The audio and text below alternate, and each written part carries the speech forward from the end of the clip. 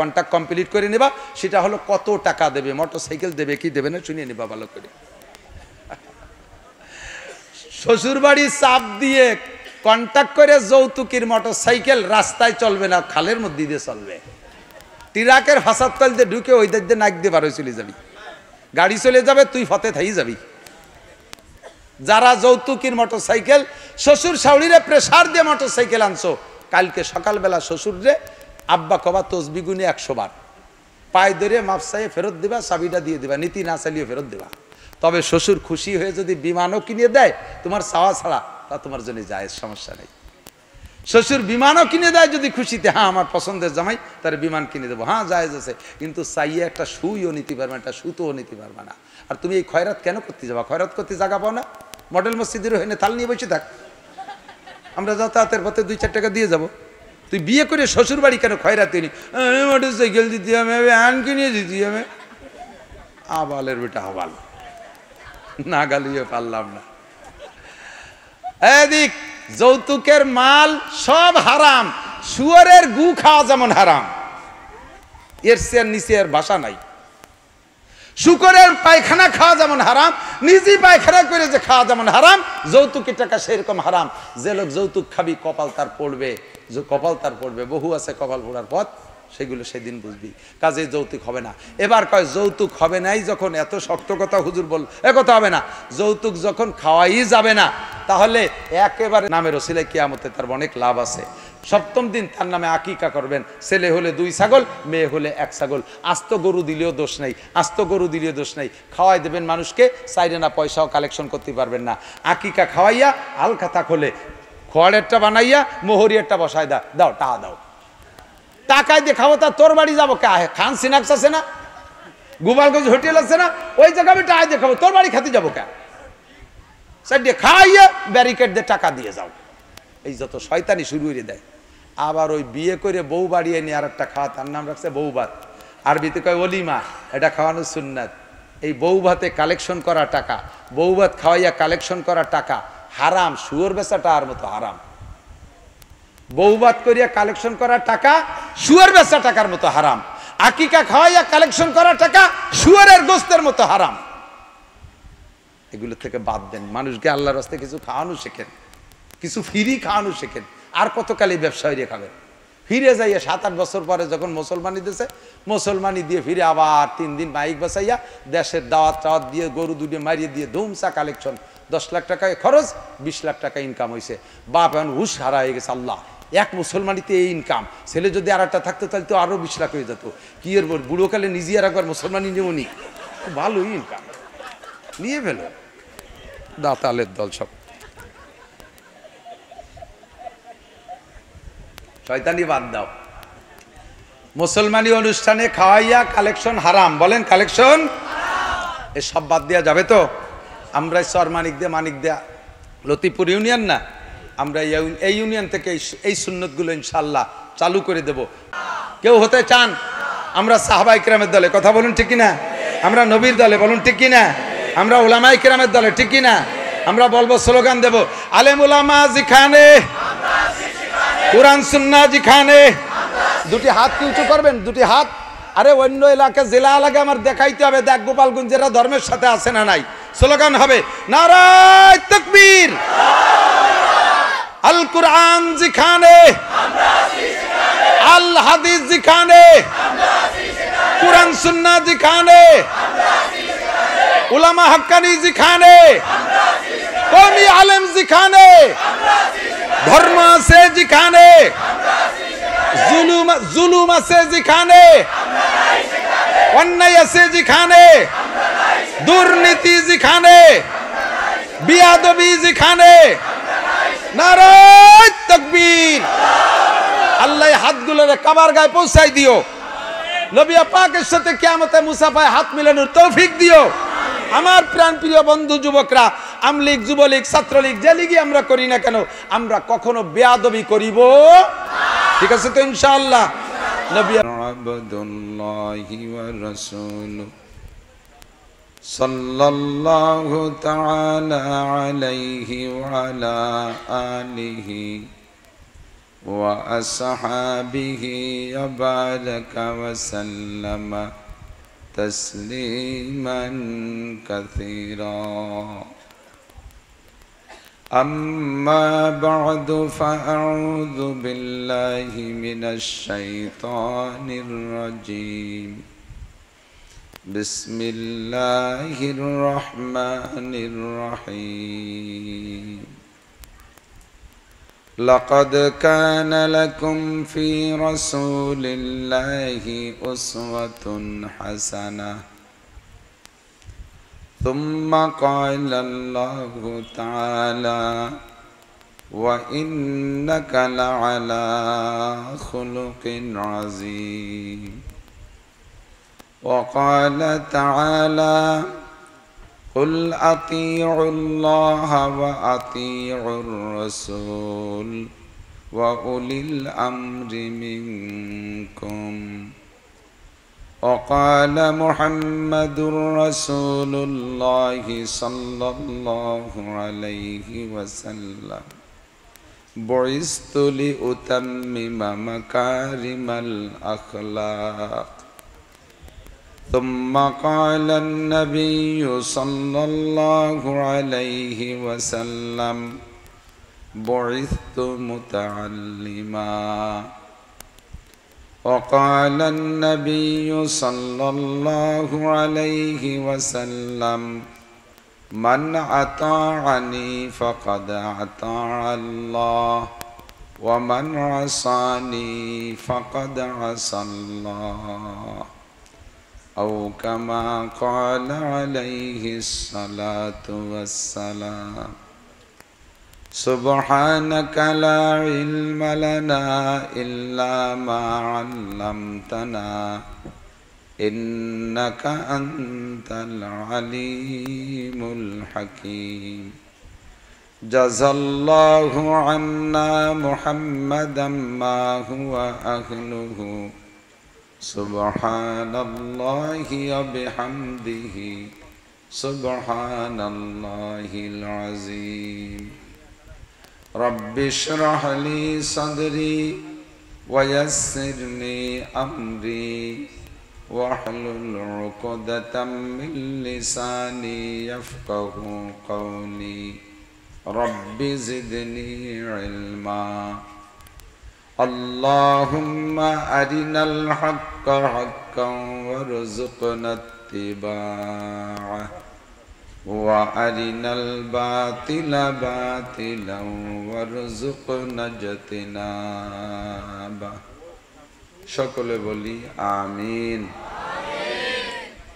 মোহাব্বতের সাথে নবী পাক সাল্লাল্লাহু আলাইহি ওয়াসাল্লামের শানে সকলে জবান খুলে একবার দুরূদ শরীফ পড়ব নামাজের মধ্যে যে দুরূদ শরীফ পড়ে থাকি যেই পড়বে এই মুহূর্তে তার উপরে 10টি রহমত নাজিল হবে আমল নামা থেকে 10টি গুনাহ মাফ করে দেওয়া হবে নতুন করে আমল নামায় 10টি নেকিও লিখে দেওয়া হবে আল্লাহুম্মা সাল্লি আলা মুহাম্মাদিন ওয়া আলা আলি মুহাম্মাদ কামা সাল্লাইতা আলা ইব্রাহিম ওয়া আলা আলি ইব্রাহিম ইন্নাকা হামিদুম মাজিদ اللهم بارك على محمد وعلى آل محمد كما باركت على إبراهيم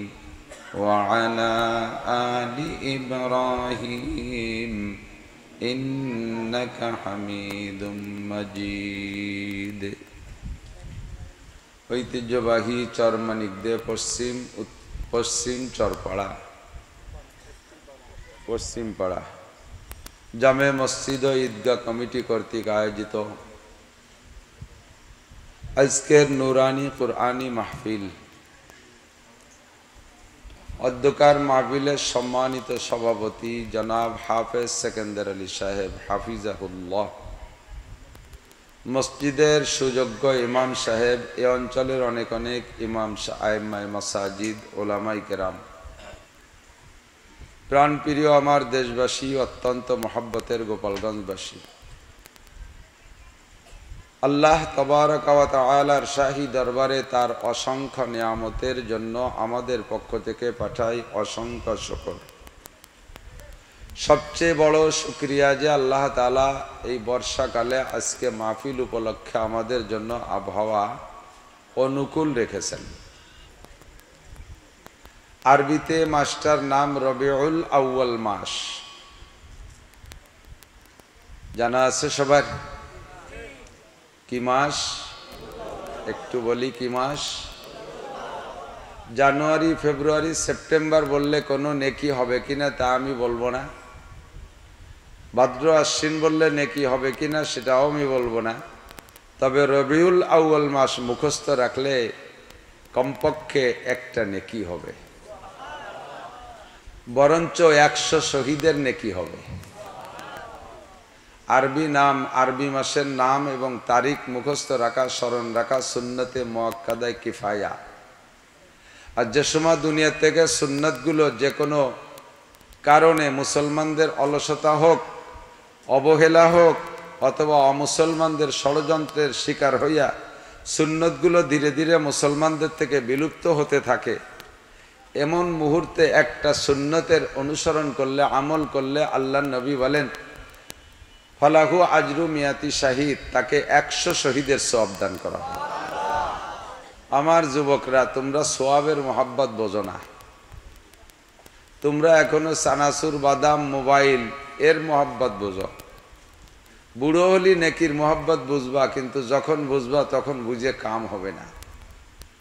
সময় থাকতে বুঝলে সব কিছুই কাজে আসে। এদিক সেদিক খেয়াল না করে ধ্যান খেয়ালের সাথে, আদব ও ভদ্রতার সাথে, মোহাব্বতের সাথে স্টেজের দিকে খেয়াল রাখতে হবে। তোমরা যারা মাঠে বসে আছো ছোটরা, এখন জিন্দেগির একটা ইম্পর্টেন্ট সময়। কেউরে মারতে পারো বা কেউ মারলে মায়ের খাইয়ে সইতেও পারো। বুড়োকালে মারাও যায় না, মায়ের সহ্যও করা যায় না।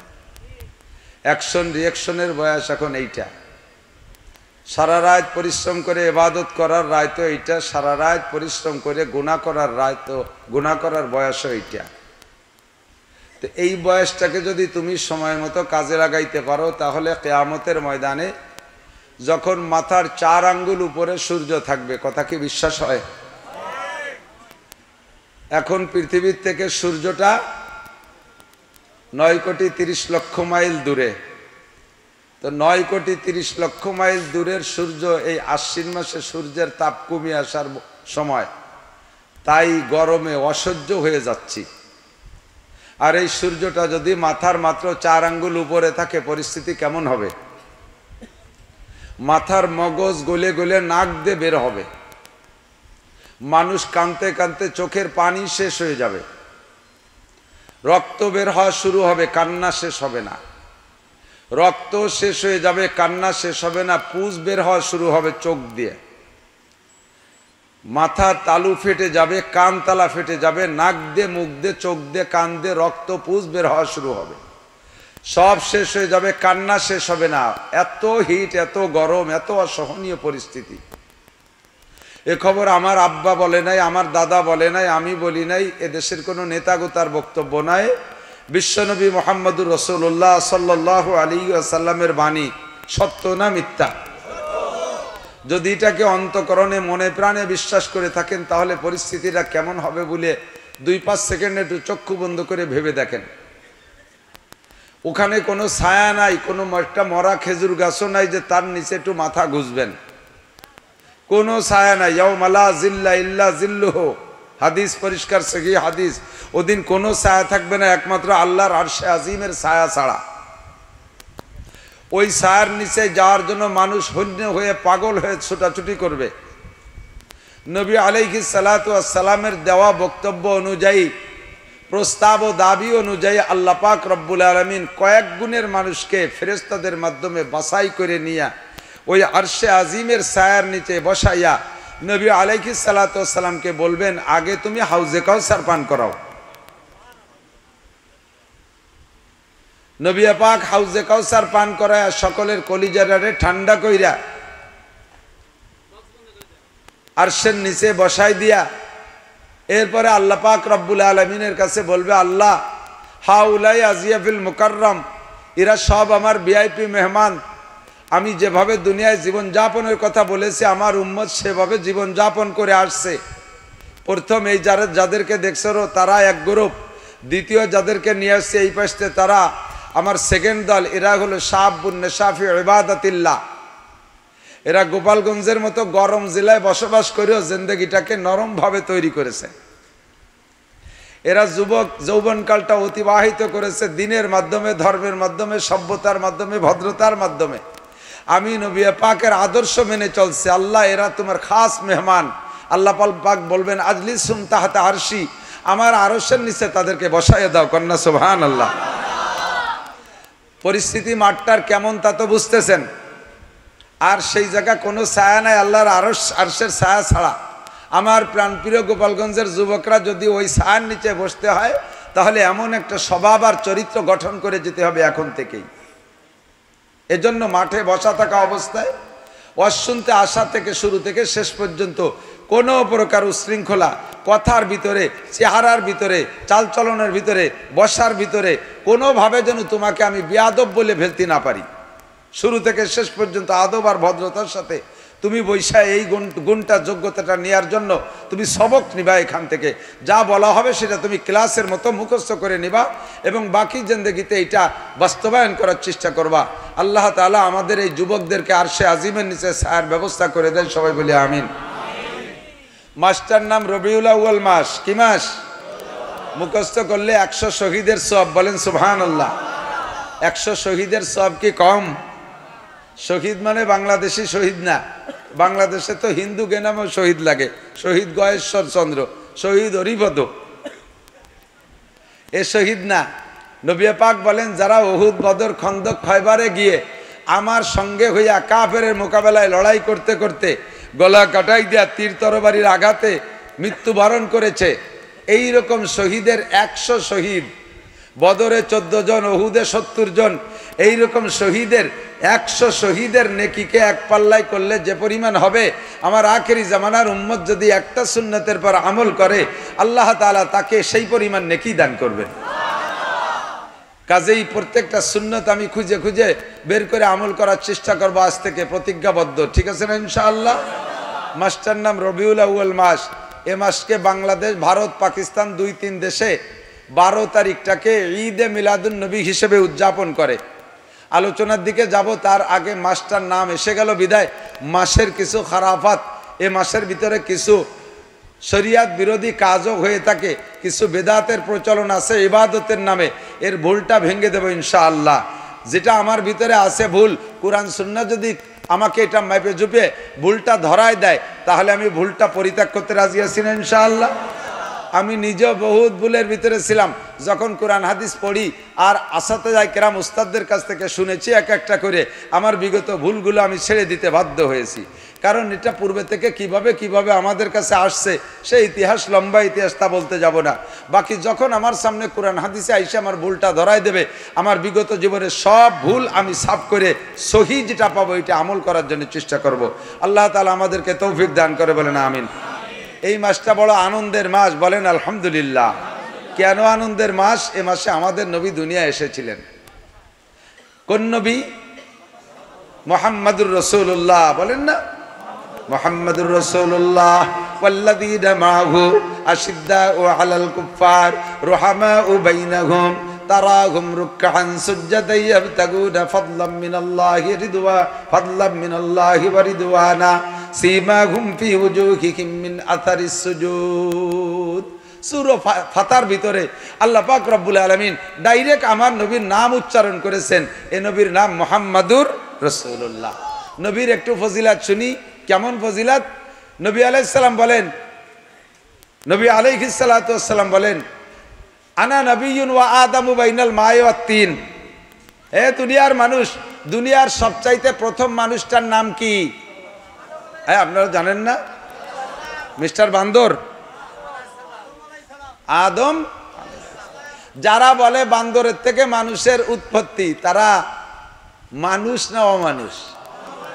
বান্দরের থেকে বান্দর হয়, বান্দর অমানুষ, কাজেই সে গোষ্ঠীদেরই অমানুষ। ঠিক না? আমাদের পূর্বপুরুষ প্রথম মানুষটার না, প্রথম পুরুষটার নাম আদম আলাইহিস সালাতু ওয়াস সালাম। তার আগে দুনিয়ায় কোনো মানুষ ছিল না, ঠিক কি না? তো আদম আলাইহিস সালাতু ওয়াস সালাম সম্পর্কে হুজুর বলেন, আনা নবিয়্যুন ওয়া আদামু বাইনাল মা'i ওয়াত তিন। আমি সেই সময় নবী। তোমরা তো মনে করতেছো আদম সবচেয়ে প্রথম মানুষ। তোমরা জেনে নাও প্রথম মানুষ কে। আনা নবিয়্যুন ওয়া আদামু বাইনাল মা'i ওয়াত তিন। আমি তখনও নবী যখন আদম আলাইহিস সালাম মাটি আর পানির মধ্যে ছিল।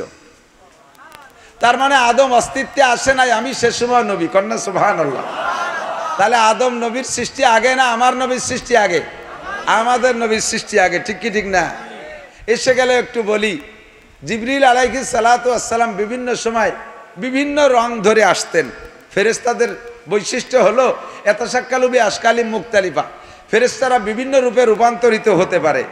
কখনো মানুষের রূপ ধরতে পারে, কখনো হাফেজ সেকেন্দার আল হিসাবের রূপ ধরতে পারে, কখনো আমার রূপ ধরতে পারে, কখনো আরেকজনের রূপ ধরতে পারে।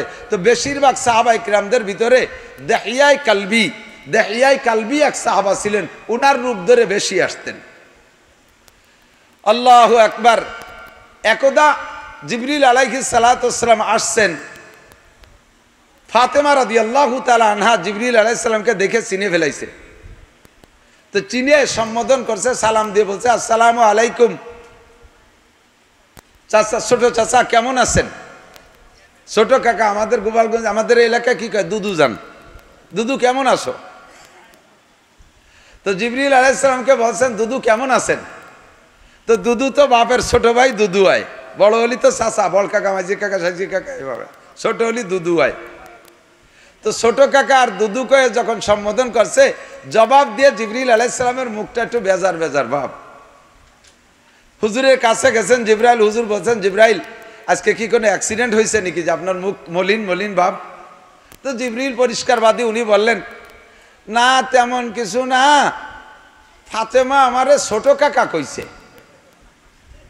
আমি এলো আপনার কত আগের থেকে দুনিয়ায় আসি, আদম নবীর কাছে ওহী আনলাম, নূহ নবীর কাছে আনলাম, ইব্রাহিম নবীর কাছে আনলাম, মুসা ঈসা নবীর কাছে আনলাম, ইসমাইল ইসহাক ইয়াকুব নবীর কাছে আনলাম। 2.5-3 লক্ষ নবী রাসূলদের কাছে আমি বার্তা বহন করি। আপনারা মানুষরা দুনিয়া আসারও লক্ষ বছর আগের থেকে আমি জিনদেরকে পরিচালনা করছি। আমার এত বয়স, আর আপনার ফাতেমা আজকে আমার কুটি কাকা কলো। এইটুকু আমার একটু লাগছে। তো হুজুর আলাইহিস সালাম বলেন, আপনার কষ্ট হয়েছে? তাতে বলে একটু খারাপ লাগছে। তো জিবরিলকে হুজুর বললেন, আপনার বয়স কত লক্ষ বছর হবে? কয় যে বয়সের লক্ষ হাজার হিসাব নাই, তবে একটা হিসাব আমার আছে, এই পূর্বাকাশে একটা তারকা ওঠে। এ কথা হবে না। পূর্বাকাশে একটা তারকা ওঠে 80,000 বছর পর। কয় বছর? 80,000 বছর পরে একটা তারকা ওঠে পূর্বাকাশে। এই তারকাটারে আমি 80,000 বার উঠতে দেখছি। আমি জিবরাইল এত বয়স, তাহলে কত হবে? 200 বছর হবে না? এ কথা কয় না।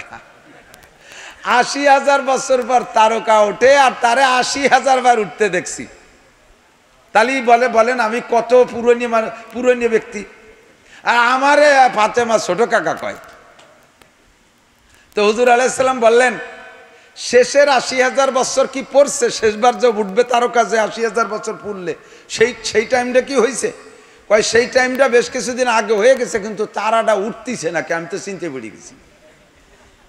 সেই 80 বছরে 80,000 বছরে মাথায় যে উঠে, তা লাস্টের বার যে উঠবে সেই উঠাটাই কতদিন হলো ওঠে না, টাইম হয়ে গেছে।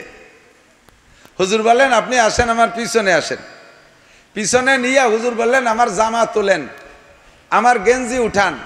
জামা তুললেন, গেঞ্জি উঠাইলেন, পিঠের মাঝখানে দেখে কবুতরের ডিমের মতো এরকম একটা চাকা। জিবরিল আলাইহিস সালাম দেখা চুমু খেয়ে বলে, ওয়াল্লাহি হাযা হুয়া, আল্লাহর কসম এই যে সেই তারাটা। আরে কবে না সুবহানাল্লাহ। আল্লাহর কসম এই যে সেই তারকা, যেই তারকাটাই পূর্বাকাশে আমি 80,000 বার দেখেছি। হুজুর বললেন, সেই তারকা এইটাই উঠতো। লাস্টে যে উঠার টাইম, সেই টাইমের আগে আমি দুনিয়ায় চলে আসছি, কাজেই সেই তারকাটা ওখানে দেখেন না, টাইম হয়ে গেছে, আপনি দেখেন না, আর কোনো দিন দেখবেন না। তাহলে বলেন, আপনি বড় না আমি বড়? এরবারে জিবরাইল থামিয়ে গেছে। এরবারে হুজুর আর একটু বললেন, জিবরাইল আপনি 80,000 বার দেখছেন, আপনার দেখা শুরু হওয়ার আগেও আমি 80,000 বার উঠছি। কন্যা সুবহানাল্লাহ। তাহলে আদম নবী আগে না আমাদের নবী আগে? জিবরাইল আগে না আমাদের নবী আগে? সমস্ত ফেরেশতা আগে না আমাদের নবী আগে? আল্লাহ পাক রব্বুল আলামিন তাকে বানাইছেন, ওসিলা হলো আমাদের দুনিয়া আগমনের ওসিলা। লাউলা ঘুমা খালাকাল আফলাকা খালিকুহা লাউলা ঘুমা খরাজাল ইনসানু মিন আদামি। আমার নবীকে না বানাইলে আল্লাহ পাক মানব জাতি বানাইতেন না, ফেরেশতাদেরকে বানাইতেন না, জিন জাতি বানাইতেন না, আসমান জমিন বানাইতেন না, চন্দ্র সূর্য বানাইতেন না, সৃষ্টি জগতে হাজারো সৃষ্টিকে সৃষ্টি করতেন না। লাউলা ঘুমা খলাকাল আফলাকা খালিকুহা লাউলা ঘুমা খরাজাল ইনসানু মিন আদামি। ও মুসলমান, বড় ভাগ্যবান আমরা, বলেন আলহামদুলিল্লাহ। সব নবীর কাছে জিবরিল আলাইহিস সালাম এই নবীর শুভাগমনের খবর বলেছে।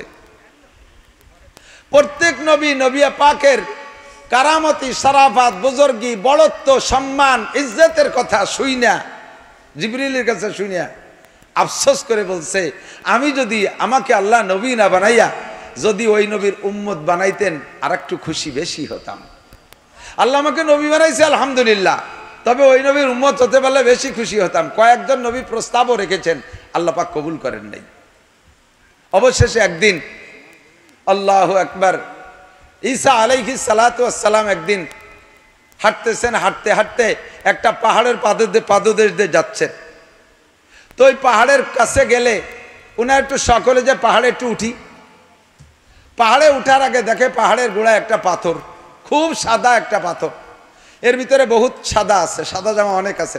এটা হচ্ছে ওটা ভালো সাদা, ওটা হচ্ছে ওটা ভালো সাদা, সাদার পার্থক্য আছে না? তো ওই সাদার পাথরটা দেখে ঈসা আলাইহিস সালাম আশ্চর্য হয়ে বললেন, রব্বি কাইফা আবিয়াজ, আল্লাহ কেমন সাদা, এমন সাদা তো কোনোদিন দেখিনি। আশ্চর্য হয়ে গেছে। তা আল্লাহ পাক রব্বুল আলামিন বললেন, ইয়া ঈসা আতাজাবু বিবিয়াজি হাজাল হাজার, তুমি কি এই পাথরের সাদা দেখে আশ্চর্য হচ্ছ? ঈসা আলাইহিস সালাম বললেন, ওয়াল্লাহি নাম, আল্লাহর কসম আমি আশ্চর্য হচ্ছি, এমন সাদা জীবনেও দেখিনি। এ কিভাবে এত সাদা হলো? আল্লাহ পাক বললেন, পাথরের সাদা দেখে আশ্চর্য হচ্ছ, ওই পাথরে এর সে আশ্চর্য আরো কিছু আমার কাছে আছে, দেখবা? কাইনা হুয়া, এর সে আশ্চর্য কোথায়? কফিফি হে, এই পাথরের মধ্যেই সেই সাদা লুকায়িত আছে। কাইফা আর কিভাবে দেখবো? কাইজরিবিয়া সাকাল হাজার, তোমার হাতের লাঠি দিয়ে পাথরে একটা পিটান দাও, বেরিয়ে আসবে আশ্চর্য। ফাজারাবা ঈসা আলাল হাজার, ঈসা আলাইহিস সালাম পাথরের মাঝখানে পিটান দিলেন, ফানফালাকা, পাথরটা ফাইটা দুই টুকরা হয়ে গেল, দুইটা টুকরা দুই দিক সরে গেল।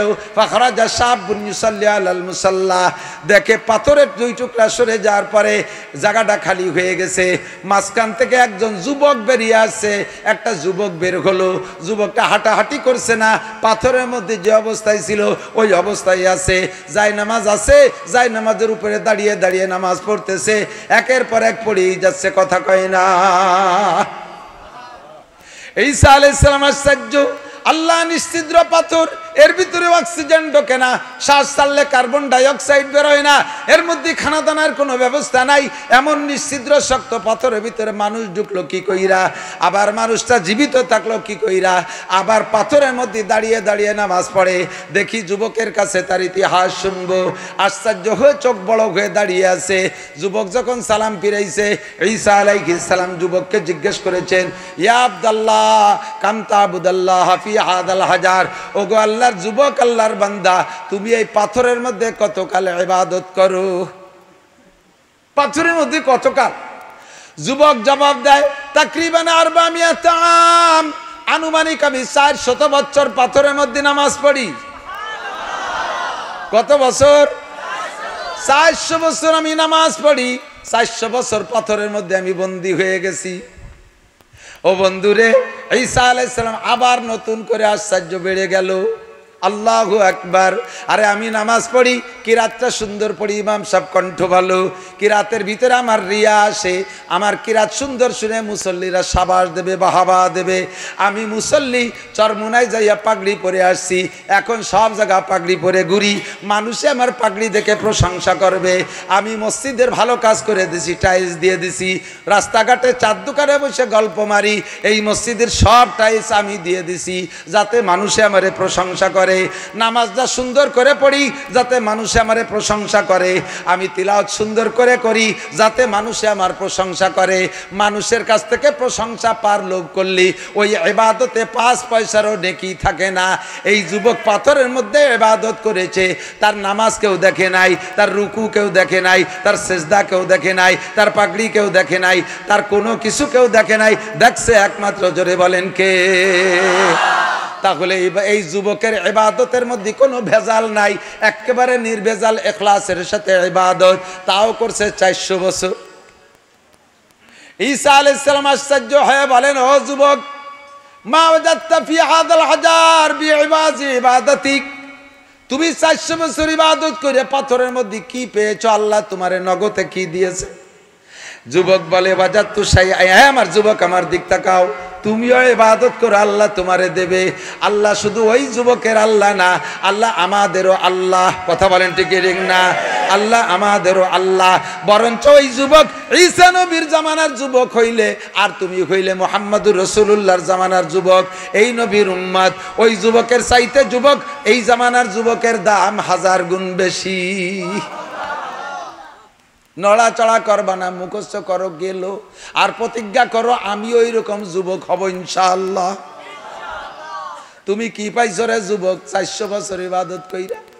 যুবক কই 1 নম্বর পেয়েছি, যেদিন আল্লাহ পাক আমাকে এই পাথরের মধ্যে বন্দি করে ফেলেছে, সেদিন এই পাথরটা ছিল মিচমিচে কালো। বন্দি হয়ে গেছি, মালিকের কুদরত আমাকে আটকায় ফেলাইছে, বেরোনোর কোনো পথ নাই। নিজে নিজে বুঝে ফেলেছি, পাথরে যখন আটকায় ফেলাইছে মরণ ছাড়া উপায় নেই। বন্দি হওয়ার পরে দেখি পাথরের ভিতরে আমি পরিমাণ জায়গাটা প্রশস্ত হয়ে গেল। যখন প্রশস্ত হয়ে গেল, শ্বাস নিঃশ্বাস নিচ্ছি, আমি মরি না। চিন্তা করলাম, জায়গাও যখন পাইলাম, মরতেছিও না, বেকার বসে থাকবো কেন, ইবাদত শুরু করে দেই। যখন ইবাদতের প্রস্তুতি নিয়েছি, কে যেন আমার একখান যায় নামাজ পাথরের মধ্যে দিয়ে গেল। বুঝলাম যায় নামাজের উপরে আমাকে নামাজ পড়তে হবে, শুরু করে দিলাম নামাজ পড়ি, দোয়া করি, নামাজ পড়ি, দোয়া করি, করতে করতে করতে করতে আস্তে আস্তে দেখি পাথরটা খালি সাদা হয়, পাথরটা সাদা হয়।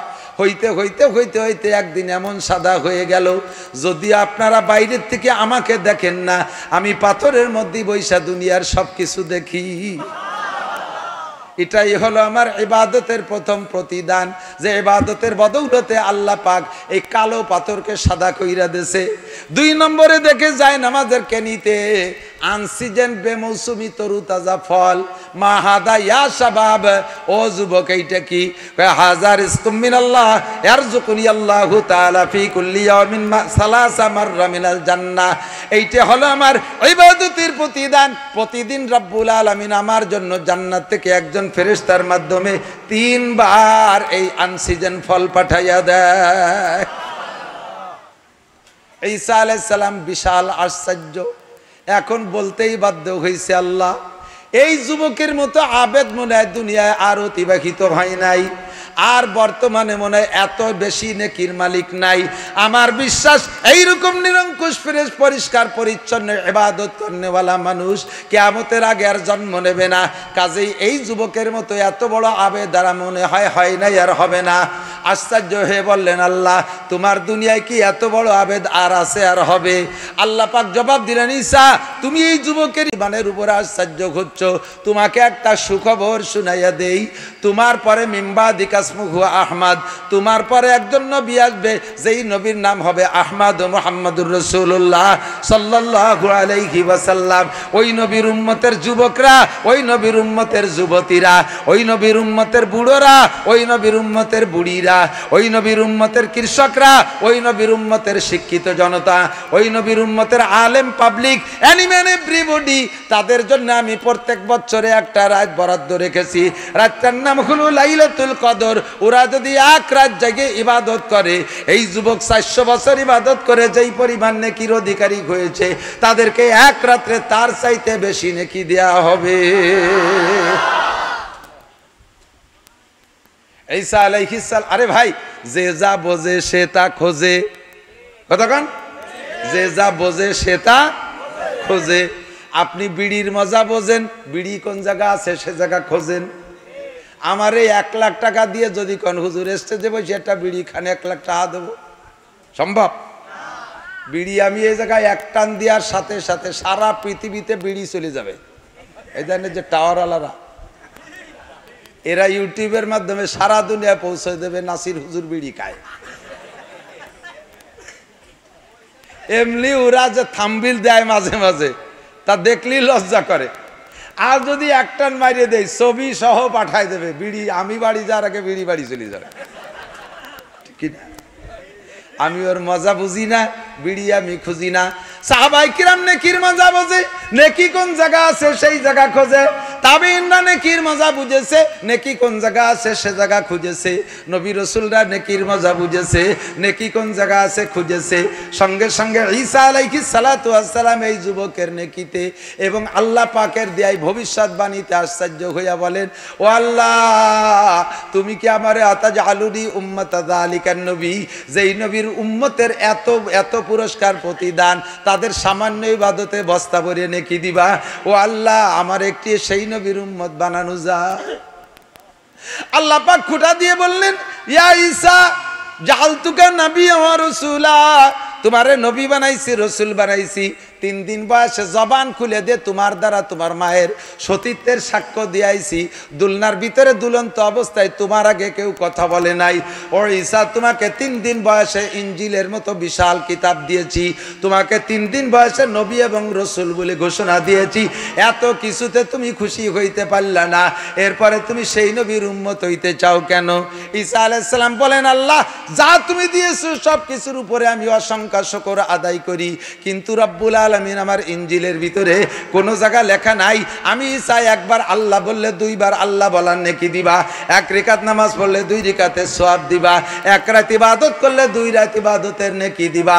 এমন ঘোষণা তুমি কোন জায়গা দাও নাই। তুমি আখেরি নবীর উম্মতের জন্য ঘোষণা দিয়েছো 1 রাত ইবাদত করলে এই যুবকের 400 বছরের চাইতে বেশি নেকি দিবা। এই জন্য সেই নেকির লোভে একটু সেই নবীর উম্মত হইতে চাই। আল্লাহ পাক জবাব দিলেন, ঈসা, ওই নবীর উম্মত হওয়ার প্রস্তাব অনেকেই রেখেছে, আমি কাহারও দোয়া কবুল করি নাই। তোমারে যেহেতু জন্মসূত্রে বাপ ছাড়া দুনিয়ায় পাঠিয়েছি, তুমি জন্মগত এতিম, তোমার বাপ নাই, তোমার মায়ের স্বামী নাই, তুমি জন্মসূত্রে এতিম, কাজেই তোমার দোয়াটা কবুল করা হলো। ফাতাকাব্বালতু দুআক, তোমার দোয়া কবুল করলাম, তোমাকে সেই নবীর উম্মত বানানো হবে। এ যুবক, মানাবুদ মাতাকাজায় মানাবুদ লুৎফে তু না গুপ্তায়ে মামি শানুদ আদমি আদাদাইবা জম মুসলমা করদাই আই খুদা কুরবা সওয়াম ইহসাবর ইহসা করদাই। আরে ছিলাম না, আল্লাহ বানাইছে, বানাইয়া মানুষরা বানাইয়া শিয়াল কুত্তো বানাইতে পারতেন, আল্লাহ তা না বানাইয়া সৃষ্টির শ্রেষ্ঠ জাতি মানুষ বানাইছে। মানুষ বানাইয়া হিন্দু বুদ্ধ খ্রিস্টানের ঘরে জন্ম দেয় নাই, মুসলমানের ঘরে জন্ম দিয়েছে, মুসলমানের মাধ্যমে পাঠিয়েছে। আরে মুসলমানের ঘরে পাঠাইয়া আবার অন্য নবীর উম্মত না বানাইয়া সেই শ্রেষ্ঠ নবীর উম্মত হিসেবে দুনিয়ায় পাঠাইছে। ও আমার প্রাণ প্রিয় চরমানিকদা, আমার গোপালগঞ্জের বন্ধু যুবকরা, পাগলামি করিস না, মস্তানি করিস না, এলোমেলো হইস না, আমার দিকে লক্ষ্য কর। কত বড় ফজিলত বিনায় চয় পেয়ে গেছো, যেই নবীর উম্মতের পরিচয় দেওয়ার কারণে কিয়ামতে আল্লাহ পাক রব্বুল আলামিন সমস্ত নবী রাসূলকে বাদ দিয়া এই নবীর উম্মতকে আগে জান্নাতের ফয়সালা কইরা তারপরে আল্লাহ অন্য নবীর সাথে কথা বলবে। এই ফজিলত তুমি নাচে পেয়ে গেছো। আই খোদা কুরবা সওয়াম ইহসাবর ইহসা করা দাই, আল্লাহ আমার গলাটা তোমার রাস্তায় কাটাইয়াও দিয়ে যদি শহীদ হয়ে যায়, তোমার এই বিশাল অনুগ্রহের শুকর আদায় শেষ হবে না, ঠিক কি না? ওই নবী এসেছিলেন এই মাসে, আপনারা খুশি না বেজার? জোর হলো না, আরো জোরে বলেন আলহামদুলিল্লাহ। আমরা সেই নবীর উম্মত, বলেন আলহামদুলিল্লাহ। নবী এই মাসে এসেছিলেন। অধিকাংশ ঐতিহাসিকদের মত হলো 8ই রবিউল আউয়াল এসেছিলেন। হুজুরের জন্ম রবিউল আউয়াল মাসের 8 তারিখ। 100 জন পূর্বের ঐতিহাসিকদের ভিতরে 98 জনের মতামত হলো নবীর জন্ম 8ই রবিউল আউয়াল, আর মৃত্যু হয়েছে 12ই রবিউল আউয়াল। এ ব্যাপারে কাহারও কোনো সন্দেহ নাই। আমার কথা বিশ্বাস না হইলে আগামীকাল গোপালগঞ্জ যাইয়া কওমি লাইব্রেরিতে আছে সিরাতে মুস্তাফা নামক একটা কিতাব। উপমহাদেশের সবচাইতে বড় ঐতিহাসিকদের ভিতরে আল্লামা ইদ্রিস কান্দলবী রহমাতুল্লাহ আলাইহি উনি কিতাবটা লিখেছেন। অনেক কিতাবের হাওলা দিয়ে রেফারেন্স দিয়ে প্রমাণ করেছেন নবী পাকের জন্ম 8ই রবিউল আউয়াল আর মৃত্যু 12ই রবিউল আউয়ালের মধ্যে কোনো সন্দেহ নাই। জন্ম রবিউল আউয়াল মাসে, এর মধ্যে মাসের মধ্যে সন্দেহ নাই। 12 সোমবার, এর মধ্যে কোনো সন্দেহ নাই। সময়টা ছিল শবে সাদেকের সময়ের মধ্যে কোনো সন্দেহ নাই।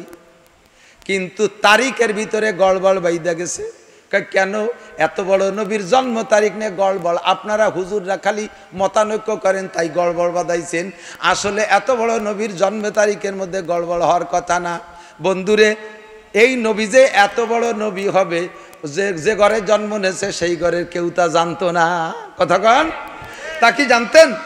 হুজুরের মা জানতেন না যে আমার সন্তান মুহাম্মদ নবী হবে। হুজুরের আব্বা তো আগেই মারা গেছে। হুজুরের দাদা খাজা আব্দুল মুত্তালেবও জানতেন না। হুজুরের চাচা খাজা আবু তালেবও জানতেন না। কেউ জানে না যে এই ছেলেটা নবী হবে, এই ছেলেটা এত বড় হবে। কাজেই তার জন্ম তারিখ ঠিক রেখে ভাই ঠিক করে আমরা মনে রাখি, এইটা কেরই ব্রেনে আসে নাই। আজ থেকে 1500 বছর আগে দুনিয়ার লেখাপড়া শিক্ষা দীক্ষার অবস্থা কি ছিল? মক্কার ওই এলাকার ওই সময়টাকে বলা হতো আইয়ামে জাহেলিয়াত। চরম বর্বরতা। বর্বরতা বলার মানে কি, সে বর্বর বলে শেষ করতে পারবো না। মেয়ে সন্তান, কন্যা সন্তান হইলে বাপের ইজ্জত যায় মনে করিয়া জীবিত সন্তানকে কবর খুঁজে দাফন করে দিয়ে দিত। আপনাদের ভিতরে কেউ কি আছেন? এদিক তাকান। আমরা ওই পাশালারা, মানিহার ব্রিজের ওই পাশালারা আপনাকে কিন্তু জন্মের ভয় পাই। ওই বাসার থেকে কেউ রে শুয়ে কথা কইনি। ওই বাসার কেউ যদি যায় তাহলে ওই বাসাতে শুয়ে কথা কইনি যে গোপালগঞ্জ যা লাগবে না, সরমানিক দেলারা কিলি শোয়াই ফেলবে না। এই উশৃঙ্খল বিশৃঙ্খল পার্টি যারাই আছেন, এমন কি কেউ আছেন যে একটা মেয়ে সন্তান, কন্যা সন্তান অনাকাঙ্ক্ষিত, আপনার পছন্দ হয় নাই, জন্ম হয়ে গেছে, তারে নষ্ট করার জন্য বিভিন্ন প্রকার তদবির চালাইছেন, ওষুধপাতি খাওয়া খাই বহু কিছু করছেন, তারপরও তা ঠেয়াতে পারে না, ওই গেছে। তা হয়েছে, তাও এমন হয়েছে নাকটা বুসা, কান বাজা ভিটের মতো কুড়া, চোখ চায় একদিক দেহে আর একদিক, একেবারে কাউসার মতো কালা। রাগ করিয়া এই বাচ্চাটারে তার মারেম পিটেতে পারেন, কিন্তু বাচ্চাটারে কি তাজা মাটি দিয়ে থুতি পারবেন? কেউ আছেন? কেউ আছেন? এত বড় মূর্খ, এত বড় জাহেল আর বর্বরের যুগের মানুষ না, ওই সময়কার মানুষ এরকম ছিল। যারা হজে গেছেন তারা চেনেন কি চেনেন না আমি জানি না।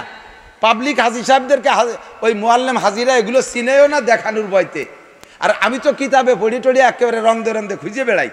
6-7 বার গেছি, ইঞ্চি ইঞ্চি মাটি খুঁজছি যে জায়গা কোন জায়গা কি আছে। বাবে আব্দুল আজিজ মক্কা শরীফ হেরেম শরীফে মসজিদে ঢুকতে মিসফালার থেকে এই পাশে যাইতে, বাবে আব্দুল আজিজের ঢুকতে তার বাম পাশে একটু পশ্চিম দিক যে, আমার খেয়ালে পশ্চিম, একটু পশ্চিম দিক যে একটা নিচে জায়গা আছে। মক্কার কাবার পাশ দিয়ে বহুত বড় বড় বিল্ডিং, 30-40-50 তলা বিল্ডিং ভাঙ্গে তছনছ করে হেরেম শরীফের মসজিদের মধ্যে নিয়ে আসতেছে। মসজিদের জায়গায় সংকুলন হচ্ছে না, সেই সব জায়গা মসজিদ বানাচ্ছে। অথচ তার প্যাসের ভিতরে এই যে আমাদের এখানে যতটুকু জায়গা না, এই যে ঈদগাটা, এর দ্বিগুণ জায়গা পরিমাণ হবে, এর দ্বিগুণ পরিমাণ জায়গা হবে। এই জায়গাটা আজও খালি পড়ে রয়েছে, নিচে কিচ্ছু করে না। আমি এই রোজার পরে আমার 2 ছেলেরে নিয়ে গেছিলাম উমরায়, তাকে দেখায় নিয়ে এসছি। ভবিষ্যতে তোরা এসে আবারও দেখবি বড় বড় বিল্ডিং ভেঙে মসজিদ বানাচ্ছে, অথচ এই জায়গা কিচ্ছু বানায় না। আমি সৌদি সাহেবকে জিজ্ঞেস করছি এই জায়গাটা কি, এখানে কিছু বানায় না কে? কয় যে এ জায়গা কয়েকবার চেষ্টা করা হয়েছে, এখানে কিছু আর কিয়ামত পর্যন্ত করা হবে না। এ জায়গা বিল্ডিং করার জন্য, স্থাপনা করার জন্য পিন বসানো হয়, ওই যে কি বলে, কি machine, piling machine. Piling machine দিয়ে এখানে পিন বসানো হয়, 1 থেকে 1.5 হাত মাটির নিচে যায়। এরপরে যদি প্রেসার দেওয়া হয়, এমন বেগে ধমধম করে শব্দ হয়, পুরো মক্কা শহর কেঁপে ওঠে। এর কারণে এই জায়গা ছেড়ে দেওয়া হয়েছে। এই জায়গা কি, আমরা ইতিহাসে পূর্ব থেকে পড়ে আসছি। এই জায়গা দেহিয়ায় কালবি, ওই যেই সাহাবার রূপ ধরে জিব্রাইল আসতেন হুজুরের কাছে, সাহাবার নাম দেহিয়ায় কালবি। ওই দেহিয়ায় কালবি কাফের থাকাকালে এই জায়গা তার 14টা মেয়েকে জীবিত দাফন করে দিয়েছে। আমি বলে দেই যে দেখবেন, গুনিয়ে দেখবেন, 14টার বেশি, 15টা না এবং 13টাও না। ও দেশে তো, আমাদের দেশে তো কবরে এত যত্ন করে না। ওই কবর বলে ওই জায়গায় জায়গায় সব জায়গা তো মানে বালু, মানে মরুভূমির বালু, ওই সিলেকশন বালুর মতো, ওই কয় জায়গা 14টা পয়েন্টে একটুক একটুক সাইজের ছোট বড় পাথর দিয়ে আলাদা আলাদা করা আছে। এই 14টা পয়েন্টে 14টা কবর, তারা জীবিত সন্তানকে দাফন করে দেয়। কত বড় বর্বর যুগ! মূর্খ, অশিক্ষিত, দাঙ্গাবাজ, ফাঁকিবাজ, যত প্রকার অন্যায় আছে সব তারা করতো। কাবা ঘরের মধ্যে রেখে 360টা মূর্তি রেখে পূজা করতো। তাহলে বর্বরতার কোথায় চলে গেছে? সেই মূর্খদের ভিতরে জন্ম নিয়েছে বিশ্বনবী মুহাম্মদুর রাসূলুল্লাহ। এই বাচ্চাটা যে সে এত বড় নবী হবে বংশের কেউ জানে না, কাজেই তার জন্ম তারিখ ঠিক রাখে নাই। কিন্তু তার বড় মোহাব্বতের চাচা, যেই চাচার নাম আবু লাহাব, যেই আবু লাহাবের নামে আল্লাহ সূরা নাজিল করছে তাব্বাত ইয়াদা আবি লাহাব, এই আবু লাহাব নবী পাকের মোহাব্বতের চাচা, আপন চাচা। আবু লাহাব অপেক্ষায় আছে, আমার ভাবি আমেনার গর্ভে কি হয়, আমার ভাইটা মারা গেল, ভাবির কি হয়, এই অপেক্ষায় রয়েছে। সারা রাত সন্ধ্যা রাত্রে ব্যথা উঠছে, আর সেই ব্যথার অপেক্ষায় করতেছে কখন ডেলিভারি হয়। সবে সাদেকের সময় আবু লাহাবের বান্দির নাম সুয়াইবা, ও দৌড়ে আইসে কয়, মালিক আপনার সেই মরা ভাই আবদুল্লাহর স্ত্রী আমেনার গর্ভে এমন একটা সন্তান জন্ম নেছে, আপনিও দেখেন নাই, দুনিয়ার কেউ ওরকম সন্তান দেখে নাই, আমি তো দেখিই নাই, আরও কিয়ামত পর্যন্ত ওইরকম সন্তান জন্ম নেবে না, এটা আমার ধারণা, এমন একটা সন্তান জন্ম নেছে। খবরটা শোনার সাথে সাথে আবু লাহাব তার এই শাহাদত আঙ্গুলের ইশারা দিয়ে আমার আপনার কি বলা হয়, তার ওই সুয়াইবা বান্দিটাকে আজাদ করে দিয়েছে। কন্যা সুবহানাল্লাহ। আজাদ মানে স্বাধীন করে দেয়, একদিন বান্দি ছিল স্বাধীন করে দিয়েছে। এই প্রতিদানে আবু লাহাব যে এই আঙ্গুলের ইশারা দিয়ে সুয়াইবারে আজাদ করে দিয়েছে বিশ্বনবীর খবর দেওয়ার কারণে, এর কারণে আবু লাহাব চির জাহান্নামী হওয়া সত্ত্বেও প্রত্যেক সোমবারে তার এই শাহাদত আঙ্গুলটাকে আল্লাহ ঠান্ডা করে দেয়, আর সেইটাকে সারা দিন ভরে চষে আর একটু ঠান্ডা পানি পায়, তাইতে সোমবারের দিন তার কলিজাটা একটু ঠান্ডা হয়। জাহান্নামে যাওয়ার পরও আবু লাহাবের প্রত্যেক সোমবারে এই শাহাদত আঙ্গুল ঠান্ডা করে দেওয়া হবে, আর সে পানি চুষে চুষে পান করবে। বলতে চাইছি, সেই দিন থেকে নিয়ে নবীর 40 বছর বয়স পর্যন্ত নবুয়তি পাওয়ার খবরের আগ পর্যন্ত আবু লাহাব প্রত্যেক সোমবারে নবীর জন্মদিবস পালন করত। লাস্টের দিক যাইয়া পুরো কুরাইশদেরকে বলে দিয়েছে, এ কুরাইশরা, আমার ভাতিজা মুহাম্মাদের মতো সন্তান পৃথিবীতে জন্ম নেয় নাই, কাজে আমার ভাতিজার জন্মদিবস উপলক্ষে প্রত্যেক সোমবারে কুরাইশদের প্রত্যেক বাড়িতে সন্ধ্যাকালে সবে সাদেক ফজর পর্যন্ত স্বর্ণের পিয়ালায় বাতি জ্বালাবি, আমার ভাতিজার জন্মদিবস জষ্টে জুলুস করতে হবে। 40 বছর জন্মদিবস পালন করছে যেই লোকটা সবচেয়ে বেশি, তার নাম আবু লাহাব। নাম কি? একটু মস্ক করেন, কি নাম? আবু লাহাব কি রাদিয়াল্লাহু তাআলা আনহু? আবু লাহাব কি সাহাবা? আবু লাহাব জান্নাতি? আবু লাহাব মুসলমান? আবু লাহাব মুমিন? জোরে বলেন কি? কাফের? একটু বলেন কি? আবু লাহাব কি? আবু লাহাব জাহান্নামী? বলেন কি? জাহান্নামী। এই আবু লাহাব কাফের, 40 বছর নবীর জন্মদিবস পালন করে আসছে সোমবারে, তারিখ মনে নাই, সোমবারে জন্মদিবস পালন করছে। নবী যখন 40তম বছর নবুয়তি পাইয়া যাইয়া আবু লাহাবরে ডাকিয়ে কয়, কাকাজান পড়ে লা ইলাহা ইল্লাল্লাহ মুহাম্মাদুর রাসূলুল্লাহ, এই কলেমার দাওয়াত দিছে। আবু লাহাব কয়, তাব্বাল্লাকা ইয়া খাসিস আলী হাযা দাওতানা, ধ্বংস হয়ে যা কপাল পোড়া, তোরে 40টা বছর কোলে কায়ে করে রাখছি, এত ভালোবাসছি, 40 বছর তোর জন্মদিবস পালন করছি, স্বর্ণের পিয়ালায় বাতি জ্বালাইছি, তোর চাইতে আমার নিজের সন্তানকেও এত ভালোবাসি নাই, তোরে যত ভালোবাসি। আজকে তুই বাপদাদার ধর্মের মুখে চুনকালি দিয়া নতুন ধর্মের কলেমার দাওয়াত দিচ্ছিস, তুই কপাল পোড়া, ধ্বংস হয়ে যা। এই বলে নবী পাককে ভৎসনা দিল, বদদুয়া দিল। সঙ্গে সঙ্গে আল্লাহ পাক সূরা লাহাব নাজিল করে দিয়ে কয়, তাব্বাত ইয়াদা আবি লাহাবি ওয়া তাব্বা মা আগনা আনহু মালুহু ওয়া মা কাসাব। আমার মোহাম্মদ ধ্বংস হবে না, আমার মোহাম্মদ ধ্বংস হবে না, ধ্বংস হবে আবু লাহাবের 2টা হাত।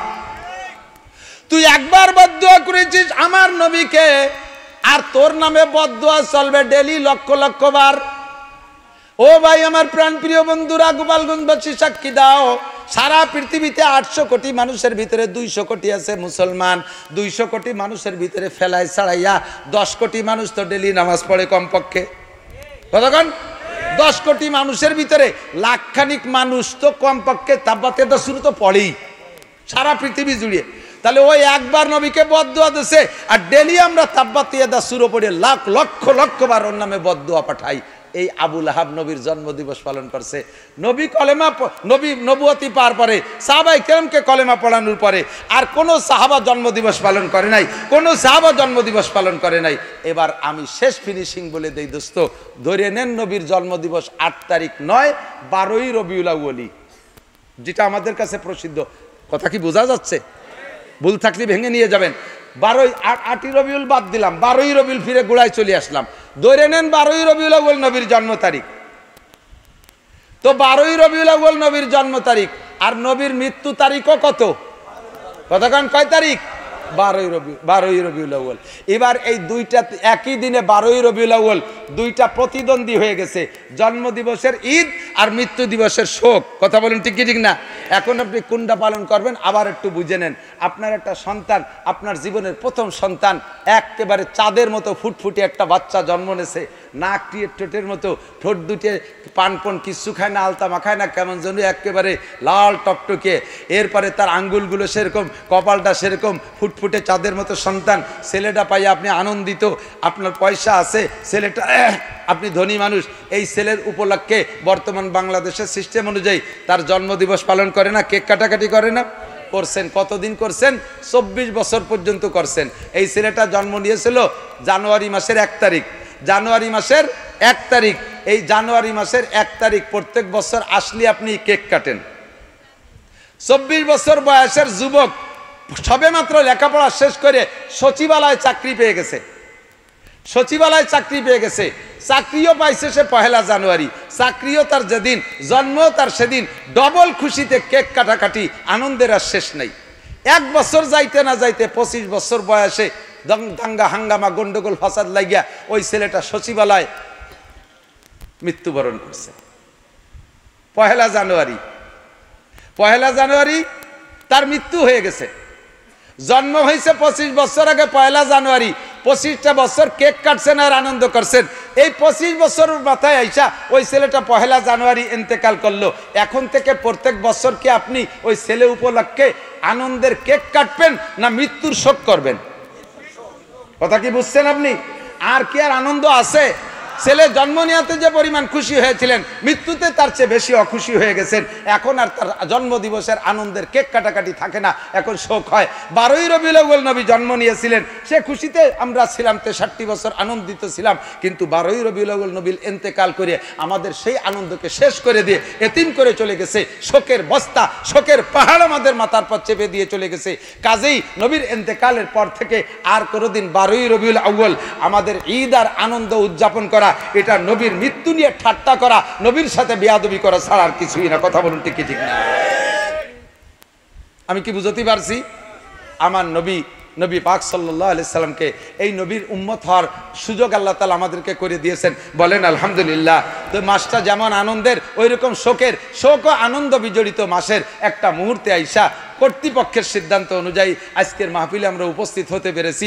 সেই শকরটা এখন আদায় করি। আজকের মাহফিলে হাজির হয়েছি, সবাই বলি আলহামদুলিল্লাহ। এই মাহফিলের শুরু শকর আদায় করবো বলে এতখানি কষ্ট করা হয়ে গেছে। আজকে বলে আজ বেশি করতে হবে। আপনারা পারবেন? মাজায় কুলবে ইনশাআল্লাহ? ইনশাআল্লাহ আমি পারবো না। আপনাকে এক রাত আমার ডেলি দিনীয় নড়াইল বিশাল এক সম্মেলন মাহফিল করে আসছি। সে জায়গাও প্রধান বক্তার বক্তব্য লম্বা টাইম আমার দেওয়া লাগবে। যে জায়গায় যাই দেখি আকাশে গেলিও লাথি খায়। ডেকি ডেকি ডেকিতে ধান ভাড়ায় না, ডেকিতে ধান ভাড়া থেকে আজ দিয়ে ঠাসে না সুমো মুখ দিয়ে ঠাসে, পাউ দিয়ে ভাড়ায়, ঠিক না? তো ডেকি আকাশে গেলিও লাথি খায়। ওই হঠাৎ করে এক মসজিদে গেছি আসরের নামাজ পড়তে, যেতে যে তবলিগালা, আমি যাবো মাহফিলে, কয় হুজুর আইসেন যান একটু অস করে যান, ঠেসে অস করাতে। তো যেখানে যাই সেখানেই বেশি। তারপরে দেশের হক আছে, কম হবে না ইনশাআল্লাহ, যদি আল্লাহ বলায়। আর যদি আল্লাহ না বলায় এখনই শেষ। আপনারা যেদিন বলে দেবেন যে অনেক ওয়াজ করবেন, ওই দিন ওয়াজ আসেই না। তো আল্লাহ পাক রব্বুল আলামিন কিছু কথা বলার তৌফিক দান করে, বলেন আমিন। আমাদের নবী কি আসছেন 5টা 7টা 10টা 11টা বিয়ে করার জন্য? কাফের মুশরিকের সাথে যুদ্ধ লড়াই করে মক্কা মদিনার জমি দখল করে বিশাল জমিদারি করার জন্য, রাষ্ট্রপ্রধান হয়ে প্রেসিডেন্টগিরি করার জন্য আমার নবী আসছে? কথা বলেন। আমার নবী আসছেন কি জন্য? নবী আসছে হুদাল্লিল মুত্তাকিন, হুদাল্লিন নাস, মানব জাতি এবং মুত্তাকিন পরহেজগারদের রাহবারি করার জন্য। নবী আসছেন রাহমাতুল্লিল আলামিন, গোটা জাহানের রহমত স্বরূপ এসেছেন। কথা বলুন ঠিক কি ঠিক না? আমার নবী আসছে অমানুষকে আরে রীতি খেয়াল না, আর নবী আসছেন অমানুষকে মানুষ বানানোর জন্য। কথা কন? জাহান্নামীকে জান্নাতি বানানোর জন্য, কপাল পোড়াকে কপাল জোড়ানোর জন্য, বেঈমানকে ইমানদার বানানোর জন্য, আল্লাহর শত্রুকে আল্লাহর বন্ধু বানানোর জন্য, ঠিক কি ঠিক না?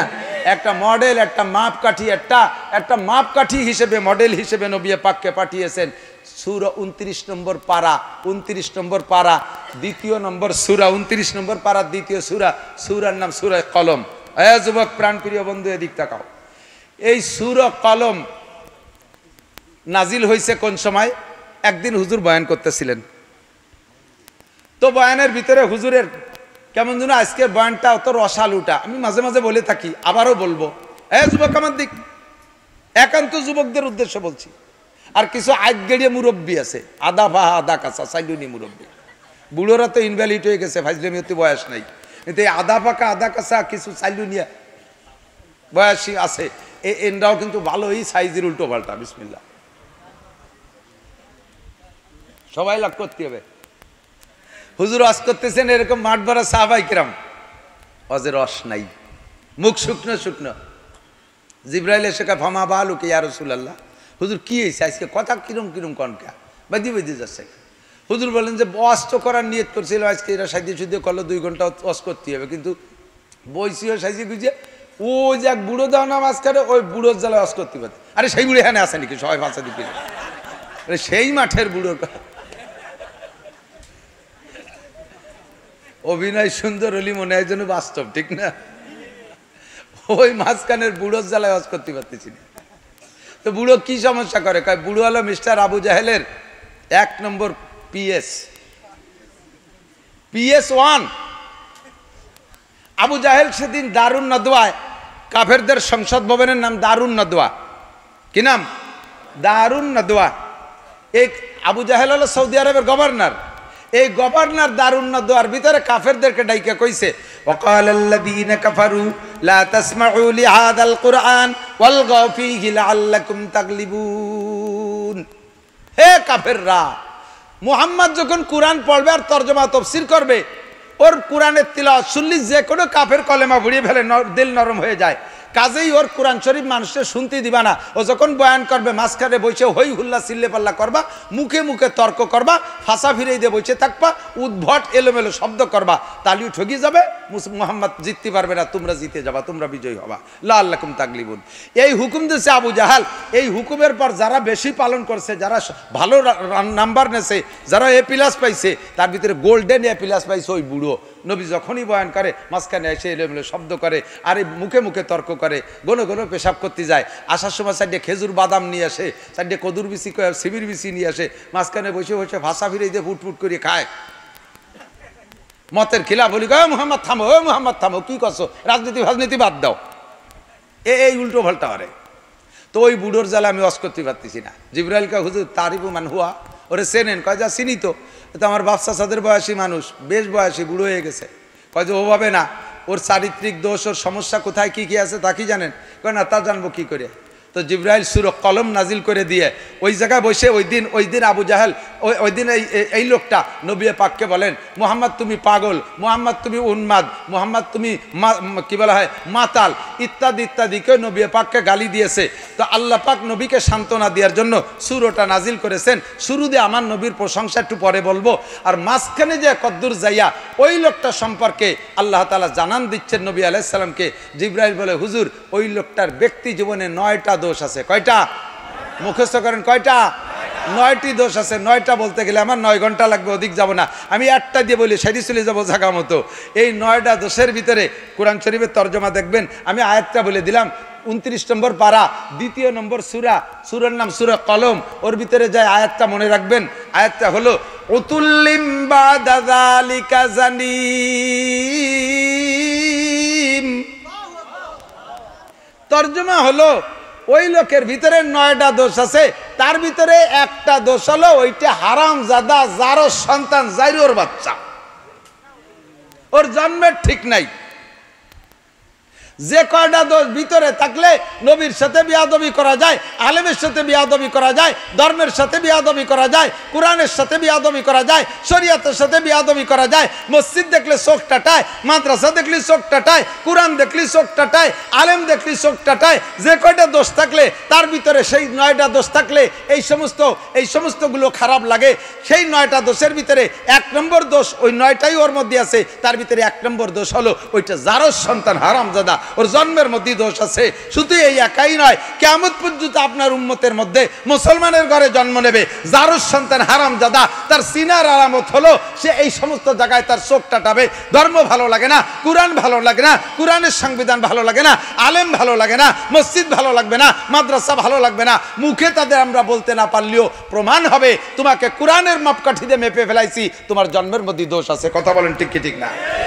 আমরা যাই করি না করি, আমরা রাজনীতিতে যে দল হই না কেন, ও দোস্ত, আমরা যা রাজনীতি যার যেটা ভালো লাগে সে সেটা করবো। উন্মুক্ত স্বাধীন দেশ, উন্মুক্ত স্বাধীন দেশ। যদি রাজনীতিতে কোনো সাইডে প্রেসার ক্রিয়েট করে, তাহলে বলবো যারা বৈষম্য আন্দোলন করেছে তাদেরকে বলবো এটা একটা বৈষম্য, এটা একটা বৈষম্য। বৈষম্য মানে কি? যার যা খুশি সে তা করবে। জবান উন্মুক্ত, মুখ খুলে কথা বলবা। হাত উন্মুক্ত, হাত খুলে কাজ করবা। তোমার চাকরির দরজা উন্মুক্ত, যোগ্যতা বলে খুঁজে নিবা। কাজেই আমার সব জায়গায় উন্মুক্ত থাকতে হবে। আমার রাজনীতিতে উন্মুক্ত, আমার ভালো লাগে আমলিগ করব, আমার ভালো লাগে বিএনপি করব, আমার ভালো লাগে জাতীয় পার্টি করব, আমার ভালো লাগে শাসনতন্ত্র করব, আমার ভালো লাগে খেলাফত মজলিস করব। এটাই তো আমার স্বাধীনতার অর্জন। কথা বলেন ঠিক কি ঠিক না?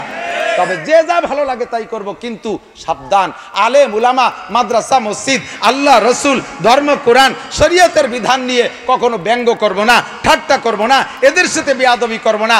যদি বেয়াদবি করেন তাহলে আপনি নিজেই বুঝে নেবেন আপনার জন্ম সংক্রান্ত তো আপনি জানেন না, জানে আপনার মা। আপনি বুঝে ফেলবেন যে আমি এ জায়গা কেউ হতে চান। আমরা সাহাবায়ে কেরামের দলে, কথা বলুন ঠিক কিনা? আমরা নবীর দলে, বলুন ঠিক কিনা? আমরা উলামায়ে কেরামের দলে, ঠিক কিনা? আমরা বলবো, স্লোগান দেব, আলেম উলামা যেখানে, কোরআন সুন্নাহ যেখানে। দুটি হাত কি উঁচু করবেন? দুটি হাত। আরে অন্য এলাকা, জেলা এলাকা আমার দেখাইতে হবে, দেখ গোপালগঞ্জেরা ধর্মের সাথে আছে না নাই। স্লোগান হবে নারায়ে তাকবীর, আল কোরআন যেখানে, আল হাদিস যেখানে, কোরআন সুন্নাহ যেখানে, উলামা হাক্কানি যেখানে, কওমি আলেম যেখানে, ধর্ম আছে যেখানে, জুলুম আছে যেখানে, অন্যায় আছে যেখানে, দুর্নীতি যেখানে, বিয়াদবি যেখানে, নারায়ে তাকবীর। আল্লাহ হাতগুলোরে কাবার গায়ে পৌঁছাই দিও। নবী পাকের সাথে কিয়ামতে মুসাফায় হাত মিলানোর তৌফিক দিও। আমার প্রাণ প্রিয় বন্ধু যুবকরা, আমলিগ, যুবলীগ, ছাত্রলীগ, যে লিগই আমরা করি না কেন, আমরা কখনো বেয়াদবি করিব, ঠিক আছে তো ইনশাআল্লাহ? নবী পাককে প্রশংসা করতে গিয়ে সান্ত্বনা দিতে গিয়ে আল্লাহ বলে, নুন ওয়াল কলামি ওয়া মা ইয়াসতুরুন মা আনতা বিনিমাতি রাব্বিকা বিমাজনুন ওয়া ইন্না লাকা লা আজরান গায়রা মামনুন ওয়া ইন্নাকা লা আলা খুলুকিন আযীম। কন্না সুবহানাল্লাহ। নুন একটা অক্ষর, কোরআন শরীফের বিভিন্ন সূরার শুরুতে দেখবেন এরকম জের জবর বিহীন অক্ষর আছে। এরকে বলে হরুফে মুকাত্তাআত। একটু বলেন তো, হরুফে মুকাত্তাআত মানে কাটা কাটা হরফ। এতে যেমন আলিফ লাম মিম, এর আলামা, উলিমা, আলিমা এ পড়া যাবে না, ওরা আলিফ লাম মিম পড়তে হবে। তো এই সূরার শুরুতে আছে নুন, এর কোনো তর্জমা নাই, কেউ এর তর্জমা করতে যাবেন না, আলিফ লাম মিমের তর্জমাও করতে যাবেন না, তাহলে আপনি ভুলের মধ্যে পড়ে যাবেন। সমস্ত মুফাসসিরিনে কেরাম বলে আল্লাহু আ'লামু বিমুরাদি বিযালিকা, এর তর্জমা একমাত্র আল্লাহই জানে, আমি আপনি জানাজানির দরকার নাই। কতক্ষণ আমাদের দেশে কিছু বাউল আছে, বাউল বাউল বাউল চেনেন? মোজ দাড়ি চুল দিয়ে একেবারে উমো যুবো হনুমান খপ্পাত, সেম কোয়ালিটি অফ বান্দর। ওর মুখ খুঁজে পাওয়া যায় না, বিড়ি খাবে কোন ভাগ দেশে, বিড়ি মোষের ভাগ দেশে মুখ খুঁজে তালাশ করি পায় না। চা খাতি সময় মোষের নেয়া সুসইরে ধরে তলে চা বেঁধাই দিছে, পরে দেশে সে মোষ ছাড়িয়ে সব মোষ সেই চার মধ্যে দুধ চা গনইরে জ্বালায় দেশে, যখন কাপ সরা নিয়ে গেছে মোষ বাইয়ে সেই চা পড়তেছে, ঠেয়া যেন 85 এন পড়তেছে বিড়ি। ও দেখলি আর খাওয়া যায় না, পরে ওই কাপে আর চা খাওয়া যায় না, ঠিক কি ঠিক না? এরা হচ্ছে বাউল শিল্পী, এরা বাউল শিল্পী। এরা খুব মারেফাতের তথ্য জানে, কয় আল্লাহ আলিফি আল্লাহ লামে জিব্রাইল মিমি মোহাম্মদ। সূরা তোরে শিয়েছে কোন সূর? হ্যাঁ, এটা শর্ট হ্যান্ড, এর তর্জমা কে জানে? যে জগতের শর্ট হ্যান্ড সেই জগতের মানুষ তার তর্জমা জানে। কতক্ষণ? থানার সামনে যদি লেখা থাকে হয়াকারে হা বিসর্গা আব্দুর রহমান, তার মানে কি হবে? হাবিলদার আব্দুর রহমান। হেফজখানার সামনে যদি লেখা থাকে হয়াকারে হা বিসর্গা আব্দুর রহমান, এবার কি হবে? হাবিলদার আব্দুর রহমান, হাফেজ আব্দুর রহমান। একই লেখা দুই জায়গায় দুই তর্জমা, ঠিক কি ঠিক না? ঠিক না? হাসপাতালের সামনে যদি লেখা থাকে দয়াকারে ডা বিসর্গা আব্দুর রহমান, তাহলে কি হবে? ডাক্তার আব্দুর রহমান। আর ইরশাদ শিকদের বাড়ির সামনে যদি লেখা থাকে দয়াকারে ডা বিসর্গা ইরশাদ শিকদের, কি হবে? ডাকাত ইরশাদ শিকদের। তাহলে একই দয়াকারে ডা জায়গা বিশেষ তর্জমা পাল্টে গেছে না? ঠিক না?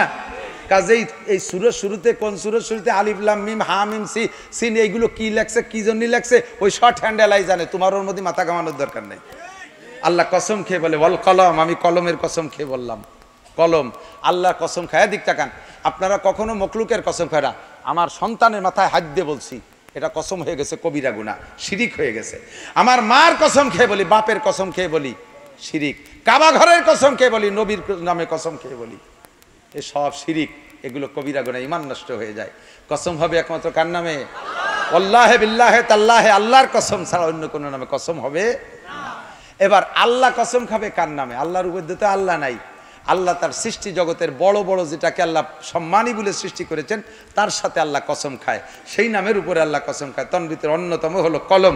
আল্লাহ কয় ওয়াল কলম, আমি কলমের কসম খেয়ে বলি। ওমা ইয়াসতুরুন, আর কলমে যা লেখে এটাও বড় সম্মানী। কলমে কোরআন লেখে, কলমে হাদিস লেখে, কলমে বান্দার তকদির লেখে। আল্লাহর লেখা, আল্লাহর কলমে লেখা বড় দামি। আমি সেই লেখার কসম খেয়ে বলি। ওয়াল কলাম, নুন ওয়াল কলাম ওমা ইয়াসতুরুন মা আনতা বিনিমাতি রাব্বিকা বিমাজনুন। নবী পাককে আল্লাহ পাক সান্ত্বনা দিচ্ছে, হে নবী, ওলীদ ইবনে মুগীরা কি বললো? কে কইলো? দিক তাকান, আমাদের গোপালগঞ্জে বাংলায় কয় না, কে ডাকালো ফেন্দি, সেই জন্য খুঁটি ধরে কান্দি। অ্যাসেম্বলির চেহারা একটু খারাপ বলি তোর দি ফেন্দি দেওয়া যাচ্ছে। ও লজ্জায় যাইয়ে মেয়ে খুঁটি ধরে কান্দিছে। কান্দিস কামারে ফেন্দি কইছে বলে কান্দি। কি ডাকালো? ফেন্দি, সেই জন্য কান্দি। আমার নবীরে কাফের মোশরিক হিন্দু বৌদ্ধ খ্রিস্টান ও মুসলমানরা ফেন্দি কইলো, আর তাতে আমার নবীর সম্মান গেল। আমার নবীকে সম্মান দিয়েছেন স্বয়ং আল্লাহ রাব্বুল আলামিন। কথা বলেন ঠিক ঠিক না? মা আনতা বিনিমাতি রাব্বিকা বিমাজনুন, আপনার রবের নিয়ামত, আপনি পাগল নান, আপনি মাতাল নান। মা আনতা বিনিমাতি রাব্বিকা বিমাজনুন ওয়া ইন্না লাকা লা আজরান গায়রা মামনুন, আপনার রবের পক্ষ থেকে অপরিমাণ অপরিসীম নিয়ামত আপনার জন্য প্রতিদান রয়ে গেছে। কোন সুবহানাল্লাহ। সেটা তার ভিতরে এক নম্বর হলো ওয়া ইন্নাকা লা আলা, এদিক জায়গা মতো চলে আসছে ওয়াজের জায়গায়। ওয়া ইন্নাকা লা আলা খুলুকিন আযীম, এখান থেকে আমার শুরু। ধীরস্থিরভাবে নেবেন আর খাবেন আর গেলবেন। রাজি আছেন তো ইনশাআল্লাহ? আপনাকে সর্বোত্তম চরিত্রের অধিকারী বানাইছি। প্রশংসা কে করেছেন? দুনিয়ার আমরা কেউরে প্রশংসা করি, তিনি এমন, তিনি অমন, তিনি অমন, ইত্যাদি ইত্যাদি জীবন ভরে প্রশংসা করছি। যখনই ছুটে গেছে তখনই আর বদনামের শেষ নাই, সব প্রশংসা ধুলায় ধূসারিত হয়ে গেছে। কতক্ষণ ঠিক কি ঠিক না? কিন্তু আমার নবীর প্রশংসা ধুলায় মিটানোর কাহারও ক্ষমতা। যদি কেউ মিটানোর চেষ্টা করে, বেকা চোখে তাকায়, তাহলে বুঝবো সাপ্পারা চশ। সাপ্পারা মানে চামচিয়া। চামচিয়া বেলা দেখতে পারে না, চামচিয়া বেলা দেখতে পারে না। এই জন্য কি বেলা খারাপ? দিনের বেলা সাইন্সে উঠতে দেখেন নাকি?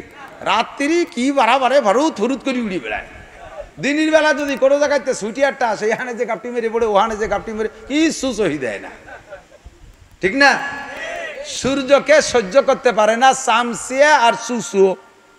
সূর্য সহ্য, সুসুও রাত দিনই বেরোয় না, চামচিওর দিনই বেরোয় না, ওরা রাত্রে টিপ মারে। তুই সুসু আর চামচিয়া সূর্য পছন্দ করিস না, তাই বলে তো সূর্য খারাপ না। কোটি কোটি মখলুক সূর্য পছন্দ করে, মানুষের সূর্য পছন্দ করে। কাজেই তোর মতো সাইন্সে সুসে সূর্য অপছন্দ করলে কিচ্ছু আসে যায় না, ঠিক কি ঠিক না? তোর মতো আবু জাহেল, আবু লাহাব, উতবা, সাইবা, ওলীদ ইবনে মুগীরা, নমরুদ, কারুন, হামান, সাদ্দাত, ফিরাউন, উবাই বিন খালদ, এই সারা দুনিয়ার কাফের, জো বাইডেন, নেতানিয়াহু, সারা দুনিয়ার কাফের আমার নবীকে গালি দিলে কিচ্ছু আসে যায় না। ওলীদ ইবনে মুগীরা আমার নবীকে গালি দিলে কিছু আসে যায় না। আমার নবীকে প্রশংসা করেছে আমার আল্লাহ, ওয়া ইন্নাকা লা আলা খুলুকিন আযীম। কথা বলেন ঠিক কি ঠিক না? দুনিয়ার কেউ যদি এই জগৎটাকে অপছন্দ করো, তাও তুমি বুঝে নাও নবীকে অপছন্দ করছে, নবীকে গালি দিয়েছে, তাদের সম্পর্কে যেমন বললাম, নবীর ওয়ারিসদের সম্পর্কে মন্তব্য করলে তোমারও আমি তাই করলাম। তুমি সুসু আর সাইন্সিয়া, তুমি সুসু আর সাবধান সাবধান। এই সুসো কিন্তু সুসো আরেকটা জিনিস সহ্য হতে না। আপনারা এখানে কে কেমন আছেন জানি না, আমি আতর পছন্দ করি খুব বেশি, আমার পকেটে সবসময় তাই। আপনারা আতর পছন্দ করেন না? আতর ভালো লাগে? আতর ভালো লাগে। এই আতর পছন্দ করে না মানুষের ভিতরে যারা, তারা হলো মেথর সুইপার, ওরা আতর সহ্য করতে পারে না। আর প্রাণীদের ভিতরে সুসোয় আতর সহ্য করতে পারে না। আপনার ঘরে যদি বেশি সুসো রানাগুনা থাকে, ও যদি কোনোটাই দিয়ে সাফ করতে না পারেন, 10 টাকার আতর কিনে ছড়াইতে হবেন, যে কয়দিন এই আতরের গ্রান থাকবে ওই কয়দিন সুসু আসবে না। এন এই যে সারা দুনিয়ার নবী, রসুল, ফেরেশতা, জিন, ইনসান, মানুষ সবাই আতর পছন্দ করে, সুসই পছন্দ করে না। তাই থেকে আতর খারাপ? ঠিক কি ঠিক না? ও দোস্ত, আর মেথরে আতর পছন্দ করে না। ও জীবন ভরে গু সাফ করতে করতে, পায়খানা সাফ করতে করতে ওর সাথে একটা বন্ধুত্বতা হয়ে গেছে, আতরের গিরান না হয়ে গেলেও বেহুশ হয়ে যায়। তাহলে মেথর আর সুসু আতর সহ্য করতে পারে না বলে আতর বেদামি হয় না। আল্লাহর ঘর, মসজিদ, মাদ্রাসা, তোমার মতো সুসু আর মেথর যদি অপছন্দ করো, তাতে এটা খারাপ হবে না, বরঞ্চ তুমি উপাধি নিলে তুমি সুসু বা মেথর। কথা বলে ঠিক ঠিক না? আমি সুসু মেথরের দলে হইতে রাজি। আল্লাহ আমাদেরকে হেফাজত করেন, আমিন। নবী পাককে আল্লাহ বলেন, ওয়াইন্নাকা লাআলা খুলুকিন আযীম, আপনি সর্বোত্তম চরিত্রের অধিকারী, আপনার মতো চরিত্রের অধিকারী কেউ নাই। কাজেই আপনার চরিত্রটাকে আমি কি বানায় দিলাম? হে উম্মতরা, দুনিয়ার মানুষ জেনে নাও, লাকাদ কানা লাকুম ফি রাসূলিল্লাহি উসওয়াতুন হাসানা, তোমাদের জন্য মুহাম্মদুর রাসূলুল্লাহর মধ্যে রয়েছে উত্তম আদর্শ। খেয়াল করেন নাই? আমাদের উত্তম আদর্শ কার মধ্যে? মুহাম্মদুর রাসূলুল্লাহ সাল্লাল্লাহু আলাইহি ওয়াসাল্লাম। কথা সন্দেহ আছে নাকি? আরে ভাই, আমরা গোপালগঞ্জের মানুষ বঙ্গবন্ধুকে ভালোবাসি, কিন্তু উনি আমার জিন্দেগির সম্পূর্ণ সংবিধান দেওয়ার ক্ষমতা রাখে না। সম্পূর্ণ সংবিধান দেওয়ার ক্ষমতা রাখে জিয়াউর রহমান, রাখে এরশাদ সাহেব, রাখে পৃথিবীর কোনো মানুষ মানব জাতির পূর্ণ জীবন বিধান সংবিধান দেওয়ার ক্ষমতা রাখে না। তারা কিছু কিছু ভালো কথা বলেছেন, কিছু কিছু নীতি কথা বলেছেন, তাতে একটা মানব জাতি শুরু থেকে শেষ পর্যন্ত পূর্ণ জীবন ব্যবস্থা হতে পারে না। আমার নবীর জীবন ব্যবস্থা এমন সুন্দর, নবীর আখলাক এমন সুন্দর, তার জন্ম থেকে মৃত্যু পর্যন্ত যদি অনুসরণ করি, তাহলে দুনিয়ার সমস্ত মানুষের কাছে প্রশংসিত হব, মানুষের কাছে প্রশংসিত হব, ফেরেশতাদের কাছে প্রশংসিত হব, আল্লাহর কাছে প্রশংসিত হব, দুনিয়ার থেকে জান্নাতের সার্টিফিকেট হাতে নিয়ে আখিরাতের দিকে রওনা দিতে পারবো। কথা বলুন ঠিক কি ঠিক না? এমনই একটা মানুষ মুহাম্মদুর রাসূলুল্লাহ। আল্লাহ বলেন, লাকাদ কানা লাকুম ফি রাসূলিল্লাহি উসওয়াতুন হাসানা। সব বলে শেষ করতে পারবো না। কেন পারবো না? এদিক তাকান। নবী পাকের এই চরিত্র সম্পর্কে বিস্তারিত আলোচনা যদি করতে হয়, তাহলে 30 পারা কোরআন শরীফ বিসমিল্লাহির রহমানির রহিম আলহামদুলিল্লাহি রাব্বিল আলামিন থেকে শুরু করে 30 নম্বর পারা সূরা নাসের মিনাল জিন্নাতি ওয়ান নাস পর্যন্ত আমাকে এ টু জেড তাফসীর করা লাগবে। আর এটাকে কামা হক্কু খুলে যদি তাফসীর দেখে দেখে করি, তাহলে 100 বছরও শেষ করা যাবে না, 100 বছরও শেষ করা যাবে না, এত তাফসীর কোরআন শরীফে। আর আমার নবীর জিন্দেগি গোটা 30 পারা কোরআনও যা, নবী পাকের জিন্দেগিও তাই। কাজেই সম্পূর্ণ পারবো না। এই গোটা নবীর জিন্দেগির থেকে একটা অংশ থেকে আমি সামান্য একটু পরিবারতন্ত্র নিয়ে একটু কথা বলবো, যে নবীওয়ালা পরিবার যদি আমি গড়তে পারি, তাহলে আমার পরিবারটা নবীর পরিবারের মতো সুন্দর হবে। কথা বলুন ঠিক ঠিক না? নবীর পরিবারকে বলে আহলে বাইত। কি বলে? আহলে বাইত, আহলে বাইত ও আহলে বাইতিহি আসহাবিহি আহলে বাইতিহি ও আলিহি। এই যে শব্দগুলো বলি দুরুদের মধ্যে, এটা সম্পূর্ণ চলে যায় নবী পাকের পরিবারের জন্য। আমার নবীর পরিবারের চাইতে সুন্দর পরিবার পৃথিবীতে আসছে? কতক্ষণ? কোনো নেতার পরিবার আছে? কোনো নেত্রী পরিবার এত সুন্দর আছে? কোনো কের পরিবার এত সুন্দর নাই, আর কোনোদিন হবেও না। সেই নবী আদর্শ মুসলিম পরিবারের একটা পরামর্শ দিচ্ছে। এদিক তাকান মুরব্বীরা, আগে আসেন মুরব্বীরা। যদি এই সমাজকে সুন্দর করে গড়তে হয়, তাহলে গোড়ার থেকে আসতে হবে। কোটিপতি হতে হলে আগে হতে হয় লাখপতি, লাখপতি হইতে হলে আগে হতে হবে হাজারপতি, হাজারপতি হইতে হলে আগে হতে হবে শতপতি। হ্যাঁ, 100 টাকার নোট 10 খান গুছালি না, তারপরে 1000 টাকা, 1000 টাকার নোট 100 খান গুছাতে পারলি 1 লাখ টাকা, 1 লাখ টাকার বান্ডিল 100 খান জমা করতে পারলি, তারপরে 1 কোটি টাকা। এবার 1000 টাকার নোট আগে বানাইতে হলে তার আগে লাগবে 100 টাকার নোট, 100 টাকার নোট বানাইতে হলে তার আগে গুড়ায় লাগবে 1 টাকা। ঠিক না? তাহলে কোটিপতি হইতে হলে আগে লাগবে একপতি হতে হবে। গোটা দুনিয়াকে যদি ভালো বানাইতে হয় তাহলে আমার ব্যক্তি জীবনটাকে আগে সুন্দর করতে হবে। আমি ভালো, এ জায়গা যে কয়জন আমি আছি, যে কয়জন আমি আছি, বলেন আমি কয়জন, যত মানুষ আছি প্রত্যেকে যার যার কাছে আমি না, প্রত্যেক আমির একটু ভালো বানানোর চিন্তা করেন। কষ্ট হচ্ছে বলবো? আমিকে ভালো বানানোর পরামর্শ দেব? সুর নাই, তাল নাই, কণ্ঠ নাই, আমার যুবক পরাণ ভরে শোন, এ যুবক তোর জিন্দেগি উন্নত হবে। আমি এই আদর্শ মুসলিম পরিবারের বয়ান অনেক আগে করতাম, মাঝে কিছুদিন করি না, ইউটিউবে সার্কুলার হয়ে গেছে, কিন্তু দেখি ইউটিউব তো সবাই শোনে না, আর ওয়াজ যেগুলো পুরনো হয়ে গেছে পিছনে চলে গেছে, কিন্তু কথাগুলো আমার কাছে ইম্পর্টেন্ট মনে হচ্ছে। বিভিন্ন অনুষ্ঠান প্রোগ্রামে যাই, সেখানে যে দেখি শরিয়ত বিরোধী অনেক উল্টোপাল্টা কাজে, এগুলোকে আবারও ফিল্ডে আনতে হবে ইনশাআল্লাহ। আদর্শ মুসলিম পরিবার, আমার সেই সময়ের বয়ান শুনে বহুত যুবক তার সিদ্ধান্ত পরিবর্তন করে ফেলাইছে, স্টাডিং বাম থেকে ডানি নিয়ে আসছে। আমার প্রাণপ্রিয় গোপালগঞ্জের যুবকরা, তোমরা আজকের আলোচনাকে পেট ভরে নিয়ে ইনশাআল্লাহ স্টাডিং বাম থেকে ডানি আনতে পারবা তো ইনশাআল্লাহ? সিদ্ধান্ত নেওয়া যাবে তো ইনশাআল্লাহ? সুখী একটা জীবন যাপন পাবা, সুখী একটা জীবন পাবা ইনশাআল্লাহ। এর জন্য শর্ত হলো আগে মুরব্বীদেরকে পরামর্শ দিচ্ছে, আল্লাহ তাআলা আদেশ করছেন, এই মুরব্বীরা আমার দিক তাকান, আনকিহুল আয়ামা মিনকুম ওয়াস-সালিহিনা মিন ইবাদিকুম। একটা মানব জীবনের তো শুরু আছে, আমি কোন জায়গা থেকে শুরু করব? জন্মটাই ধরে নিয়ে যায় শুরু, কিন্তু জন্মের আগের থেকে আর একটু আগের থেকে একটা ক্লাস আছে, সেই ক্লাস থেকে আরম্ভ করি। জন্মটা সুন্দর হবে যদি ওই জায়গাটা সুন্দর হয়, ভালো করে এদিক বোঝেন। যদি জমিটা ভালো হয় তাহলে না ফসল ভালো হওয়ার আশা করা যায়। কাজেই জন্ম ভালো হওয়ার আগে আমার জন্মের সেই জমিটা আগে আমার সুন্দর করতে হবে। এই জন্য আল্লাহ পাক বলেন, হে যুবক মুরব্বীরা যারা আছেন, আনকিহুল আয়ামা মিনকুম ওয়াস-সালিহিনা মিন ইবাদিকুম ওয়া ইমাইকুম। খেয়াল করতেছে না? না কব না, খেয়াল হতেছে না, তা কব কে? আমার বুক ব্যথা হতেছে আর উন্ডা আর এক দিক চেয়ে বসে রয়েছে। এতক্ষণ অস করি নেই, যেটুক কব সেইটুকির জন্য আইসি গুছাই গেছাইয়া। দৈরি ইতর দোয়ানো যায় না, আগেতে ফানানো লাগে না, এই জন্য আগের তেল ফানাই ফুনাই গুছাই আনছি, এখন হলো দোয়ানোর সময়। এই সময় বালতি চড়াই দিয়ে গেলে দুধ বাড়ি যাবে না, আমি দোয়াই ফেলবো, মাটিতে পড়ে যাবে, তুমি বাড়ি নিতে পারবা। মুরব্বীদের জন্য আল্লাহ হুকুম দিছেন, সমাজের সবচাইতে বেশি উশৃঙ্খল, সমাজের সবচেয়ে বেশি উশৃঙ্খল বুড়োরা না যুবকরা? কথা কয় না। মদ খায় বুড়োরা না যুবকরা? গাঁজা খায় কারা? ইয়াবা খায় কারা? গান গায় কারা? গান শোনে কারা? ফেসবুকের ল্যাংটা ছবি দেখে কারা? জারি যাত্রা, কড়সা, গাজির গান, গুণযাত্রা, আড্ডা করে কারা? কারা করে? কোন না কেন? যুবকরা। ঠিক কি ঠিক না? অপহরণ করে কারা? দর্শন করে কারা? ইফটিজিং করে কারা? মুরগি চুরি করে কারা? ধন্যবাদ, যুবকরা নিজেরাই সাক্ষী দিছে। এই বুড়ো কইছো, তোকে বাড়ি কোন বুড়ো করে ক, সেই বুড়োরে আগে ধরি। এবার এই যুবকদের উদ্দেশ্যে আল্লাহ পাক বলেন, মুরব্বীদেরকে অর্ডার দিচ্ছেন, এই মুরব্বীরা, আনকিহুল আয়ামা মিনকুম ওয়াস-সালিহিনা মিন ইবাদিকুম ওয়া ইমাইকুম। তোমার পরিবারের যুবক, অ্যাডাল্ট, সাবালেক যত ছেলেরা আছে, যুবকরা আছে, এদেরকে বিয়ে দিয়ে দাও, এদেরকে বিয়ে দিয়ে দাও। যুবতী মেয়ে যারা আছে তাদেরকে বিয়ে দিয়ে দাও, যারা অ্যাডাল্ট হয়েছে, সাবালিকা হয়েছে, বিয়ে দিয়ে দাও। মেয়েরা কয় আমরাও তো চাইতেছি, বাপরা কয় যে আমরাও তো চাইতেছি যে বিয়েগুলো হয়ে যাক, কিন্তু মেয়েকে বিয়ে হয় হোক, কিন্তু এই 16, 18, 20 বছরের ছেলেকে বিয়ে দিতে করছেন, সে করিয়ে খাবে কি? কামাই নাই, রোজগার নাই, আরো একদিন ছিল আমাকে নিজেকে ক্ষমতা একায়দা ঠেলি ঠুলি গাছ জোর হলেও চাকরি নিয়েছেন, বৈষম্যর নাম কইয়ে তো আমাকে গেটি ধরে বাড়ি ফেটাই দিচ্ছে। এমন এইগুলোরে বিয়ে দিতে করছেন, ওটারও আমার খাওয়াতে বউ খাওয়াতে, আর 8-9 মাস জাতি না জাতিতে টপাটপ প্রোডাকশন শুরু হয়ে যাবে না, শেষে সে এতগুলো ফালবো কি এরিয়া?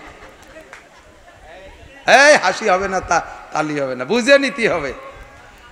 ভাই, রুজির মালিক কে? আমাদের চাকরি ছুটোই দেশে, সারা বাংলাদেশের থেকে গোবালিরা যাই চাপ হয়ে যাচ্ছে, তাতে তো আমরা এই মাস দেড়েক না খেয়ে মরি যাচ্ছি। হ্যাঁ, চেহারা কি বাড়ি খারাপ হয়ে গেছে নাকি? স্বাস্থ্য খারাপ হয়ে গেছে? আমাদের তত্ত্বাবধায়ক সরকার, অন্তর্বর্তীকালীন সরকার আমাদেরকে খাওয়াবে না, বিগত সরকার আমাদেরকে খাওয়ায় নাই, যার দুনিয়ার মানুষ একটু অছিলা হতে পারে। খাওয়ায় কে? পড়ায় কে? বাঁচায় কে? ওমা মিন দাব্বাতিন ফিল আরদি ইল্লা আলাল্লাহি রিজকুহা। প্রত্যেকটা প্রাণীর রুজির জিম্মাদারি কার হাতে? আল্লাহ পাক তাই বলেন, বিয়ে দিয়ে দাও। চাকরি বাকরি আর এস্টাবলিশ হইয়া স্বনির্ভর হইয়া তারপরে বিয়ে করবে, এই অপেক্ষা করো না। এই অপেক্ষা করতে করতে কবে সে ভালো চাকরি পাবে, কবে সে এস্টাবলিশ হবে, ততদিন পর্যন্ত যত আকাম কুকাম করবে, যত আকাম করবে, যৌবনের ধাক্কায় যুবকরা সমস্ত আকামের গুনাহ যে করবে সে তো মোটা অঙ্কে পাবেই পাবে। তার ফ্যামিলির মুরব্বীরা যারা তার বিয়ে ঠেয়ায় রাখছে, তারা এস্টাবলিশটা করে বিয়ে দেবে না বলে ধাক্কায় বাধায় রাখছে, অথচ ছেলেটা বিয়ে করতে চায়, ওই ছেলেটা যত অন্যায় করবে সম্পূর্ণ গুনাহ তার আব্বার আমলনামায় জমা হবে। কাজে তাইলে খাবে কি রে, তা করলেন না? আল্লাহ পাক নিজেই বলেন, আমি বলি না, ইয়া কোনো ফোকারা, যদি তুমি বিয়ে দিচ্ছ না যে ভয়ে, অভাবের ভয়ে, সেই ছেলেরা বা তুমি যদি অভাবী হও, ফকির হও, ফকিরের জমা ফোকারা, যদি তারা ফকির হয়, আল্লাহ নিজেই বলছেন বিয়ে দিয়ে দে, বিয়ে দিয়ে দে, তাড়াতাড়ি বিয়ে করায় দে, ইউগনিহিমুল্লাহু মিন ফাদলিহি, বিয়ের পরে আল্লাহ তাআলা তাদেরকে ধনী বানায় দেবে। ওয়াদা কার? আল্লাহ মাসে একবার ওয়াদা খিলাফ করে? বছরে একবার ওয়াদা খিলাফ করে? কোনদিন ওয়াদা খিলাফ করে? আমার আল্লাহ কইলেও ধনী বানায় দেবে, তুমি কোন চিন্তা? কয় তালি হ্যাঁ ঠিক আছে বিয়ে দেব। আল্লাহ দেয় কি না দেয়, এই জন্যই বিয়ে দেওয়ার সময় ছেলের শ্বশুরির কাছ থেকে 2 লাখ টাকা কন্ট্রাক্ট নিয়ে নেই যৌতুকের হিসাবে। আস্তাগফিরুল্লাহ, কন্যা আস্তাগফিরুল্লাহ। এ যুবক, বিয়ে সংক্রান্ত আসতে দাও, কথা বলো। তাহলে বিয়ে করার জন্য হুকুম করছেন কে? আল্লাহ। বিয়ে দিয়ে দাও। এবার বিয়ে সংক্রান্ত কথা, বিয়ে করবা কোন জায়গা? নবী পাক সাল্লাল্লাহু আলাইহি সাল্লাম বলেন, মেয়ে দেখে বিয়ে করো, মেয়ে দেখে বিয়ে করো। দেখবে কে? আমাদের সমাজে প্রথা আছে, মা আর বাপ দুইজনে ফাটায় দেয়, উন্ডা দেখি আমারে কাউ সাওয়াইনে দিলি আমার কোনো কথা নেই। আগে তো মা বাপের প্রতি আস্থা ভালো আছে বলে কাউ সাইনে দিলিও কোনো অভিযোগ নাই। যখন আইনিয়ে দেশে বাড়ি 2 দিন পরে তারপরে দেখা যায় চোখ টেরা, নাক ফেটা, কালা, চেহারা ভালো না, সেদিন মেকআপ করে আনছিল, ওই পার্লারেতে সাজাই নিয়ে দেশে রং উঠে গেছে বোর, এই কয়ে যে তারপরে জ্ঞান শুরু করবা। এই জন্যে আল্লাহর হুকুম, নবীর হুকুম, বিয়ে করার জন্য বাপরে দে মেয়ে দেখাবি না। বিয়ে করার জন্য মা দেখলে দেখতে পারে মহিলা মানুষ, তো বাপরে দে বিয়ে দেখাবি, মেয়ে দেখাবি না, আর কেউ রে দে দেখাবি না। তোর বিয়ের মেয়েটা তুই চোখ দিয়ে দেখে নিবি। বিয়ের আগে ছেলেকে মেয়ে দেখা সুন্নাত। হুজুর অর্ডার করেছেন, হে মক্কা থেকে যারা মদিনা হিজরত করে আসো, তোমরা আনসারি মেয়েদেরকে বিয়ে করতে যাচ্ছ, আনসারি মেয়েদেরকে দেখে নিও, ওদের কিন্তু চোখ একটু গোলা হয়, তাদের চোখ একটু গুলা হয়। তোমরা মক্কিরা চোখ কালা, এরা চোখ গুলা, শেষে তোমাদের গ্যাঞ্জাম হবে, একটু দেখে শুনে নিয়ে নিও। এই জন্য দেখার অনুমতি আছে। দেখবে ছেলে পাঠাই দিয়েছে দুলোবাইরে, দুলোবাই দেখি আসবে, দুলোবাই তোমার জন্য মাইয়ে দেখতে যাইয়ে চয়েস করে ফেলাইছে, মাইয়ে তো হ্যান্ডসাম একেবারে প্রিয়াঙ্কা চোপড়া, আর দুলোবাই বানাইছো তুমি ওইটারে যেই বুন্ডা দিয়ে, সেই বুন্ডা তো ইন্টারন্যাশনাল হাফসি, ধুমসা কালা, দাইপু কালা। তো তোমার জন্য বউটা দেখে চয়েস করে আইসে, আইসে তোমার যা কর দরকার কইয়া দেরি করিস না, নিয়ে আয়। তোমারে বিয়ে দিয়ে আনার পরে এরপরের থেকে তোমারে বিদেশে পাঠানোর জন্য তোমার দুলোভাই খুব ব্যস্ত হয়ে গেছে। টাকা নাই, পয়সা নাই, জমি 1 বিঘে বেচিয়ে দুলোভাই শালারে, শালার বেটা শালা সহ পাঠাই দিয়েছে বিদেশে। তোমারে পাঠাই দে, এরপরে স্টার্টিং ঘুরোই দিছে।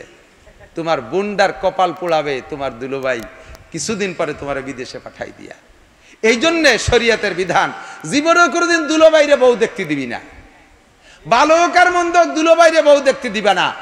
দুলোবাইয়ের বউ দেখা হারাম, তোমার বউকে তোমার দুলোবাই দেখা হারাম, আগেও দেখা হারাম, পরেও দেখা হারাম। কিন্তু আমাদের পূর্বে দেখেছি, ইদানিং আল্লাহর রহমত আমাদের বয়ান শুনতে শুনতে পরিবর্তন হয়ে আসছে।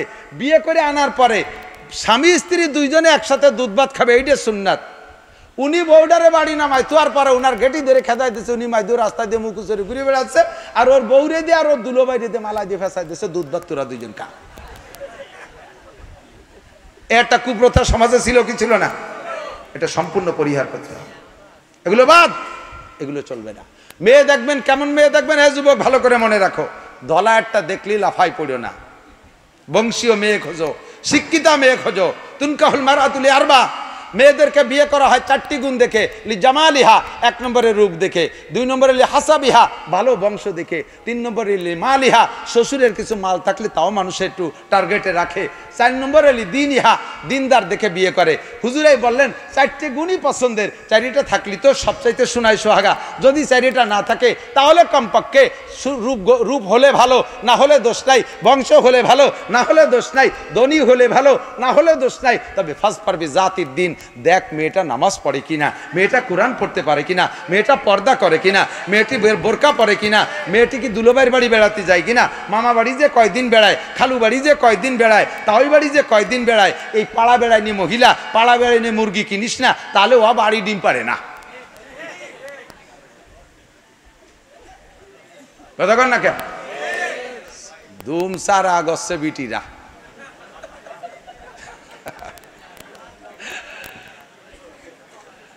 আল্লাহু আকবার। উচিত কথা কবরে মাসি, তাই সারমানিক দিয়ে আরেকবার আসি আর না আসি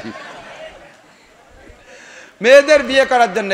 এবার আমার মা মুন্ডা যারা পর্দার আড়ালে আসো, আমি কিন্তু যুবকদেরকে রেডি করে ফেলাইছি, তোমরা আর স্কিন টাইট প্যান্ট পাজামা পরা মাইয়ে বিয়ে করবা, ঠিক আছে তো? Ready ready 1 2 3। তার মানে এমনই বিয়ে করে ফেলাম, তাই নাকি? 3 তো ফাইনাল। সাবধান, সতর্ক। আমি যুবক রেডি করে ফেলাইছি। এবার আমার বাপ বুন্ডা মেয়েরা পর্দার আড়ালে যারা আছো, তোমরা যদি আমার এই সুন্দর যুবক দিনদার যুবকদের সাথে বিয়ে বসতে চাও, তাহলে স্কিন টাইট পাজামা ছাড়ো, তুমি ঘোড়া মার্কাটো গনি ছাড়ো, মাথায় চুল কাটা ছেড়ে দাও, বব কাটিং বাদ দাও, হাতে পায়ে নখ পালিশ বাদ দাও। তুমি কিন্তু রিজেক্ট হয়ে গেছো, তোমাকে এরা নেবে না, তোমাকে এরা নেবে না। তুমি 250 মিটার 500 মিটার হাই স্কুল মাঠে দৌড়াইয়া জিতিয়ে তুমি কলস নিয়ে আইছো, তুমি ওই জায়গায় আর একটা ঘোড়া খুঁজে বেড়াও। আল্লাহর রহমতে আমার এই যুবকরা তোমার মতো বেহায়া বেপর্দা মহিলাকে তারা কিনবে না। কথা বলেন ঠিক ঠিক না? ফাজফারবি জাতির দিন, দিনদার মেয়ে খুঁজে নেন। এবার দিনদারের সাথে সাথে আরেকটা জিনিস খুঁজতে বলছে হুজুর। এদিক তাকান, হুজুর আরেকটা জিনিস বলছেন, হ্যাঁ কি বলা হয়, তাজাবুজুল ওদুদ আল বলুদ ফাইন্নি মুকাসিরুম বিকুমুল উমাম। যে বংশের মেয়েরা সন্তান বেশি দেয় সেই বংশে বিয়ে করো। আল্লাহ কি কইল, আর একটা শেষ বেলা এসে কি একটা ফেসে ফেলাই দিল। আমরা দি ছেলে হোক মেয়ে হোক, একটা অথবা 1.5টা অথবা 2টা, এই সিদ্ধান্ত নিছি। আপনি অত ভিড়ির মধ্যে আমাকে পাঠাবেন কে? এদিক চাকান। যে বংশের মেয়েরা বেশি সন্তান দেয় হুজুর বললেন সেই বংশে বিয়ে করো। কেন? কয় কি, ফাইন্নি মুকাসিরুম বিকুমুল উমাম। তোমারও তাহলে সন্তান বেশি হবে আশা করা যায়। আর সন্তান তোমার বেশি মানে আমার উম্মত বেশি, তোমার সন্তান বেশি মানে আমার উম্মত বেশি। আমি কিয়ামতের ময়দানে যাতে সব নবীর চাইতে বেশি উম্মত নিয়ে উঠতে পারি, এই ব্যাপারে তুমি আমার প্রোটেকশন দিয়ে সহযোগিতা করবা। এই জন্যে যে বংশের মেয়েরা বেশি সন্তান দেয় সেই বংশ বিয়ে করে সন্তান ঠেকাইও না, নষ্ট করো না। কারণ তুমি জানো না যে কোন সন্তানটা ভালো হবে। প্রথমটা চেহারা ভালো মনে করছে এইটা যথেষ্ট, এরপরে আর একটা হয়ে গেছে, বাস তুমি মহা খুশি, এরপরে আর পছন্দ করতেছে না। কিন্তু এই দুটো ভবিষ্যতে বড় হলে কি হবে তা তো তুমি জানো না। চেহারাই তো মানুষ না, মানবতা তো আলাদা জিনিস। কথা বলেন ঠিক না? ও দুটো বড় হলে কি হবে তা তুমি জানো না। এরপরে তোমার নামে আর দুটো বাজেট ছিল, সেই দুটো তুমি নিলে না, সে দুটি আল্লাহ তাআলা দুনিয়ায় পাঠাই ছাড়বে, পাঠাই দিয়েছে সে দুটি অন্য জায়গা। কিন্তু তুমি যে দুটি পেয়ে খুশি হয়ে থামিয়ে গেছো, সেই দুটি বড় হইয়ে কি হয়েছে, একটা এরশাদ শিকদার আর একটা কানা জাহাঙ্গীর, আন্তর্জাতিক খ্যাতি সম্পন্ন 2 ডাকাত। আর যে দুটি তুমি নিলে না, তোমার নামে বরাদ্দ ছিল। আরে বরাদ্দ কিছু থাকলে নিয়া না নিয়ার একটা বিষয় আছে। আমাদের এই রোড বরাদ্দ আছে, মাল সব রেডি হয়ে গেছে, কিন্তু যখন কন্ট্রাক্টর আসছে স্থানীয় যুবকরা কয় চাঁদা দিতে হবে 2 লাখ। এই ব্রেক দিয়ে দিয়েছে, ফ্যামিলি প্ল্যানিং শুরু করে দিয়েছে, ব্রেক দিয়ে দিয়েছে। 2 লাখ চাঁদা না দিলি, এবার সরকার ওরা যে কন্ট্রাক্টর ডিসি স্যারে বলছে, স্যার ওরা 2 লাখ টাকা চাঁদা না দিলি কাজ করতে দেবে না। ডিসি স্যার বললেন বরাদ্দ যা হবার হয়ে গেছে, যেহেতু সরমানিক দেয়ালা নিল না, ওটা ঘোষের স্যার দিয়ে দে। তুমি না নিলে আর এক জায়গা চলে যাবে, বরাদ্দ হয়ে গেছে। সন্তান 4টে, তোমার বাড়ি বরাদ্দ ছিল, তুমি 2টি নিয়ে ব্রেক করে ফেলাইছো, 2 লাখ টাকা চাঁদা দিছো, চাঁদা চাইছো। আল্লাহ কয় হবে না, চাঁদা দিয়ে দিই। ওই বাকি 2টি দিয়ে দে, একটা সরমুনাই দে, একটা গোভের ডাঙ্গা দে, একটার নাম শামসুল হক ফরিদপুর, একটার নাম ফজলুল করিম সরমুনার পেশাব। ওই 2টি তোমার নামে বরাদ্দ ছিল।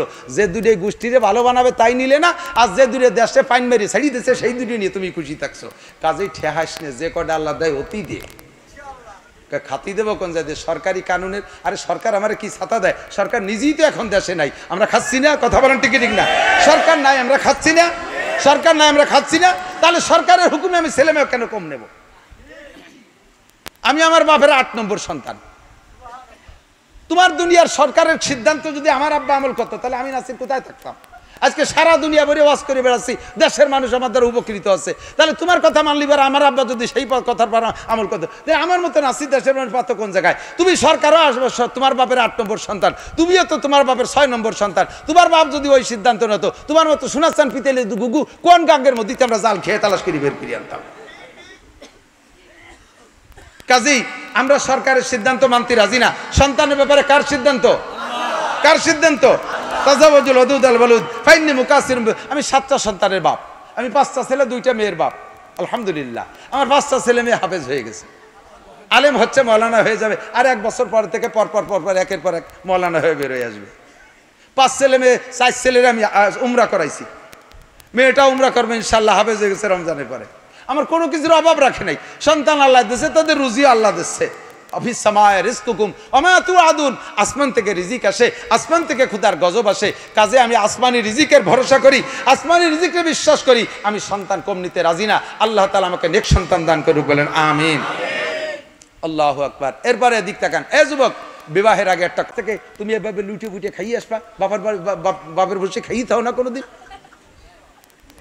এদিক বিয়ে সংক্রান্ত মেয়ের বাড়ি কোনো খানা হবে না। বিয়ে সংক্রান্ত খানা সব ছেলের বাড়ি, বিয়ে সংক্রান্ত খানা সব ছেলের বাড়ি। বরযাত্রী কন্ট্যাক্ট করে যাওয়া হারাম, বরযাত্রী কন্ট্যাক্ট করে যাওয়া হারাম। যদি মেয়ের বাপ স্বেচ্ছায় বলে বিয়েই, আমি কার কাছে মেয়েটা দিচ্ছি, আমার একটা আত্মতৃপ্তি আছে। আপনি চেয়ারম্যান সাহেবকে, মৌলানা সাহেবকে, হাফেজ সেকেন্দার সাহেবকে একটু নিয়ে আসবেন, স্থানীয় 2-5 জন মুরব্বী নিয়ে এসেন, কমপক্ষে 10টা লোক নিয়ে এসেন, অথবা 20 জন মানুষ নিয়ে এসেন। আমি তাদের হাতে আমার মেয়েটাকে একটু গুছিয়ে দেবো, আমার একটা আত্মতৃপ্তি থাকবে। এইভাবে যদি তিনি বলে, আর সাথে বলেও দেয় যে আমার বাড়ি কিন্তু একক তো খাইতে হবে, ওনাদের মেহমানদারি হবে, তাহলে 20 জন নিয়ে যাবেন, তাহলে খাইবেন। নইলে যদি খাওয়ার দাওয়াত না দিয়ে মুখস্থ খালি কয় 20 জন নিয়ে আসবেন, তাহলে 20 জন নিয়ে যাবেন ঠিক, কিন্তু এই 20 জন বাড়ি খাবে না। আপনারা কয় বাবুটা খেজুর কিনে নিয়ে যাবেন, মসজিদের মধ্যে বিয়ে হবে, খেজুর ছিটাই দেবেন, উন্ডা কুড়োই বুড়োই খাইয়ে হতে এক কলের তেটু পানি খেয়ে বাড়ি চলে আসবে। ও বাড়ির কলের পানিও খাতে পারবেন না। শরিয়াত কোথায় চলে গেছে, কোথায় চলে গেছে? তুকু যাওয়া সুন্নতে আহমদ কো যা, তুকু যাওয়া সুন্নতে আহমদ কো যা, বা मोहम्मद का बुवाद निस्बत तुरा। ए मुसलमान कल्ब में सूज नहीं, रूह में एहसास नहीं, कुछ भी पैगाम मोहम्मद का तुझे पास नहीं। বিয়ে উপলক্ষে খরচ হবে ছেলের বাড়ি, বিয়ে করে আইনা নিয়ামতের শুকর আদায় করবো। আল্লাহ, আমার কত বন্ধু ওয়াকালে মারা গেছে, তারা বোরমুখ চোখে দেখে নাই, স্ত্রী এত মজাদার, এইটা তারা পায় নাই। আমাকে তুমি নিয়ামত নসিব করেছো, বউটাকে আইনিয়া ঘরে বসে, এই এদিক তাকান, বউটারে আইনে ঘরে রাইখা সর্বপ্রথম বাসর রাত্রে সুন্নত শুনিয়ে নাও যুবকরা, যারা বিয়ে করো নাই তারা, আর যারা বিয়ে করছেন তারা তো মিস করছেন, তারা আজকে রাত্রে যে দরকারে আমল করেন, দেখি আল্লাহ মানে নিতে পারে। আজকে বিয়ে করে আইনা স্ত্রীকে ঘরে রাইখা সর্বপ্রথম অজু কইরা 2 রাকাত নামাজ পড়ে পরাণ ভরে স্ত্রীর জন্য, তোমার দাম্পত্যের জন্য দোয়া করবা, সুখের জীবনযাপনের জন্য দোয়া করবা। এরপরে স্ত্রীর কাছে যে সর্বপ্রথম তার কপালের এক গোছা চুল ডান হাত দিয়ে ধরে সূরা আলাম নাশরাহ লাক এবং আয়াতুল কুরসি পড়ে স্ত্রীর কপালে ফু দিবা। পারলে রব্বানা হাবলানা মিন আজওয়াজিনা ওয়া যুররিয়াতিনা কুররাতা আয়ুনি ওয়াজআলনা লিল মুত্তাকিনা ইমামা, দোয়াটা পড়ে স্ত্রীর কপালে ফু দিবা। ইনশাআল্লাহ ওই দিন থেকে নিয়ে মৃত্যু পর্যন্ত স্বামী স্ত্রী গ্যাঞ্জাম হবে না, দ্বিমত হবে না, মহব্বতের মধ্যে কম হবে না, ভালোবাসা একটুও কমবে না। এই সুন্নতটার পর আমল করবা। এরপরে স্ত্রীর সাথে দাম্পত্য জীবনযাপন তুমি করতে থাকবা, কোনো সমস্যা নাই। আর আল্লাহ, স্ত্রীর সাথে কখনো তুই করে কথা বলা যাবে না। স্ত্রীকে তুমি শব্দে বলবেন। আমাদের বাংলাদেশে যেহেতু ভাষার প্রশস্ততা আছে, অন্য দেশে ছোট বড় সবই তুই। আমার বাংলাদেশে তুই, তুমি, আপনি 3টা ক্লাস আসে। স্বামীতে স্ত্রীকে তুমি বলবেন, তবে স্ত্রীরা স্বামীকে আপনি বলার অভ্যাস করতে হবে। কারণ যদি কখনো তর্কাতর্কি একটু গ্যাঞ্জাম লাগে, তখন আপনি থেকে তুই পর্যন্ত আসতে 2টা ক্লাস পার হওয়া লাগে। রাগ হইয়ে প্রথম আপনি থেকে তুমিতে আসলে বাড়ি একটা হিট করে না, যখন তুইতে চলে যায় সেই সময় স্বামীর সেন্টিমেন্ট ঠিক থাকে না, এরপরে ওজিফা শুরু করে দেয়, ঠিক না? তাহলে আপনি যদি বলার অভ্যাস থাকে, তাহলে তুইতে জাতি 2টা ক্লাস পার হওয়া লাগে, তুমির পরে তুই। আর যদি তুমি বলার অভ্যাস থাকে, তাহলে 1 ক্লাসের পরেই তুই, আর এরপরে যা খুশি তাই, মারামারি লেগে যায়। এগুলো সব আদর্শ মুসলিম পরিবার শিখিয়ে দেয়। দাম্পত্য করবেন, এই যুবক এদিক তাকাও, স্বামী স্ত্রী বৈবাহিক জীবনযাপনের পরে আভ্যন্তরীণ প্রয়োজন মেটানোর পরে ফরজ গোসলটা রাতারাত করে সারতে হবে ফজরের আগে। ফরজ গোসল যদি তুমি বাকি রাখো দিন পর্যন্ত, তাহলে ওই সন্তান দিনদার হয় না, ওই সন্তান ভালো হয় না। বুজুর্গানে দিনের তাজরিবা, যেই মিলনে স্ত্রীর গর্ভে সন্তান গেছে, স্ত্রী যদি ওই গর্ভ মানে বলে যেই মিলনে গেছে, এরপরে যদি দিনের বেলা স্ত্রী বেপর্দা ফাহেশভাবে ঘোরাফেরা করে, তাহলে যদি কোনো চোর ডাকাত লুচ্চ বদমাশ মদখোর গাঁজাখোর এবাখোর সন্ত্রাস বদমাশ এরা যদি স্ত্রীর দিকে নজর করে, তারা তো সুনজর করে না, কুনজর করে, তাহলে যে ধরনের মানুষের নজর করে পেটের বাচ্চাটার স্বভাব সেই ধরনের হওয়ার সম্ভাবনা থাকে। কাজেই বেপর্দা করে বউডারে রাস্তাঘাটে মার্কেটে পাঠাইও না। কোন রাত্রের মিলনে তোমার স্ত্রীর গর্ভে সন্তান গেছে তা জানে না, হতে পারে আজকে গেছে আর সেই দিন তুমি গোপালগঞ্জ মার্কেট করতে পাঠাই দিচ্ছ। দেশের যত মৈদ্য গৈজু যত আইসু পাইছু আড়াই নিয়ে আসুসা আপাও দো বেড়ার হুটো, তারা তোমার স্ত্রীর দিক চেয়ে রয়েছে। বাস পরে তুমি এত ভালো মানুষ, একটা সন্তান হয়েছে, তা ওইরকম উশৃঙ্খল বিয়াদব কথা শোনে না, তারা ভর্তি করলি গাছে লাগতে উঠে চলে যায়, বাঁচতে পাড়ি নামানো লাগে স্কুলে পাঠাতে। এই উল্টো পাল্টা হওয়ার কারণ হলো এইগুলো। কয় যে তালি কি স্ত্রীকে এর পরের দিন পিসা হুজুরির সামনে পাঠাই দেবো? পিসা হুজুরির সামনে পাঠালে তো হুজুর দেখবে না, তা তুমি পাঠায় লাভ কি? কাজেই মূল কথা হলো আমার মা বোনরা পর্দা করো।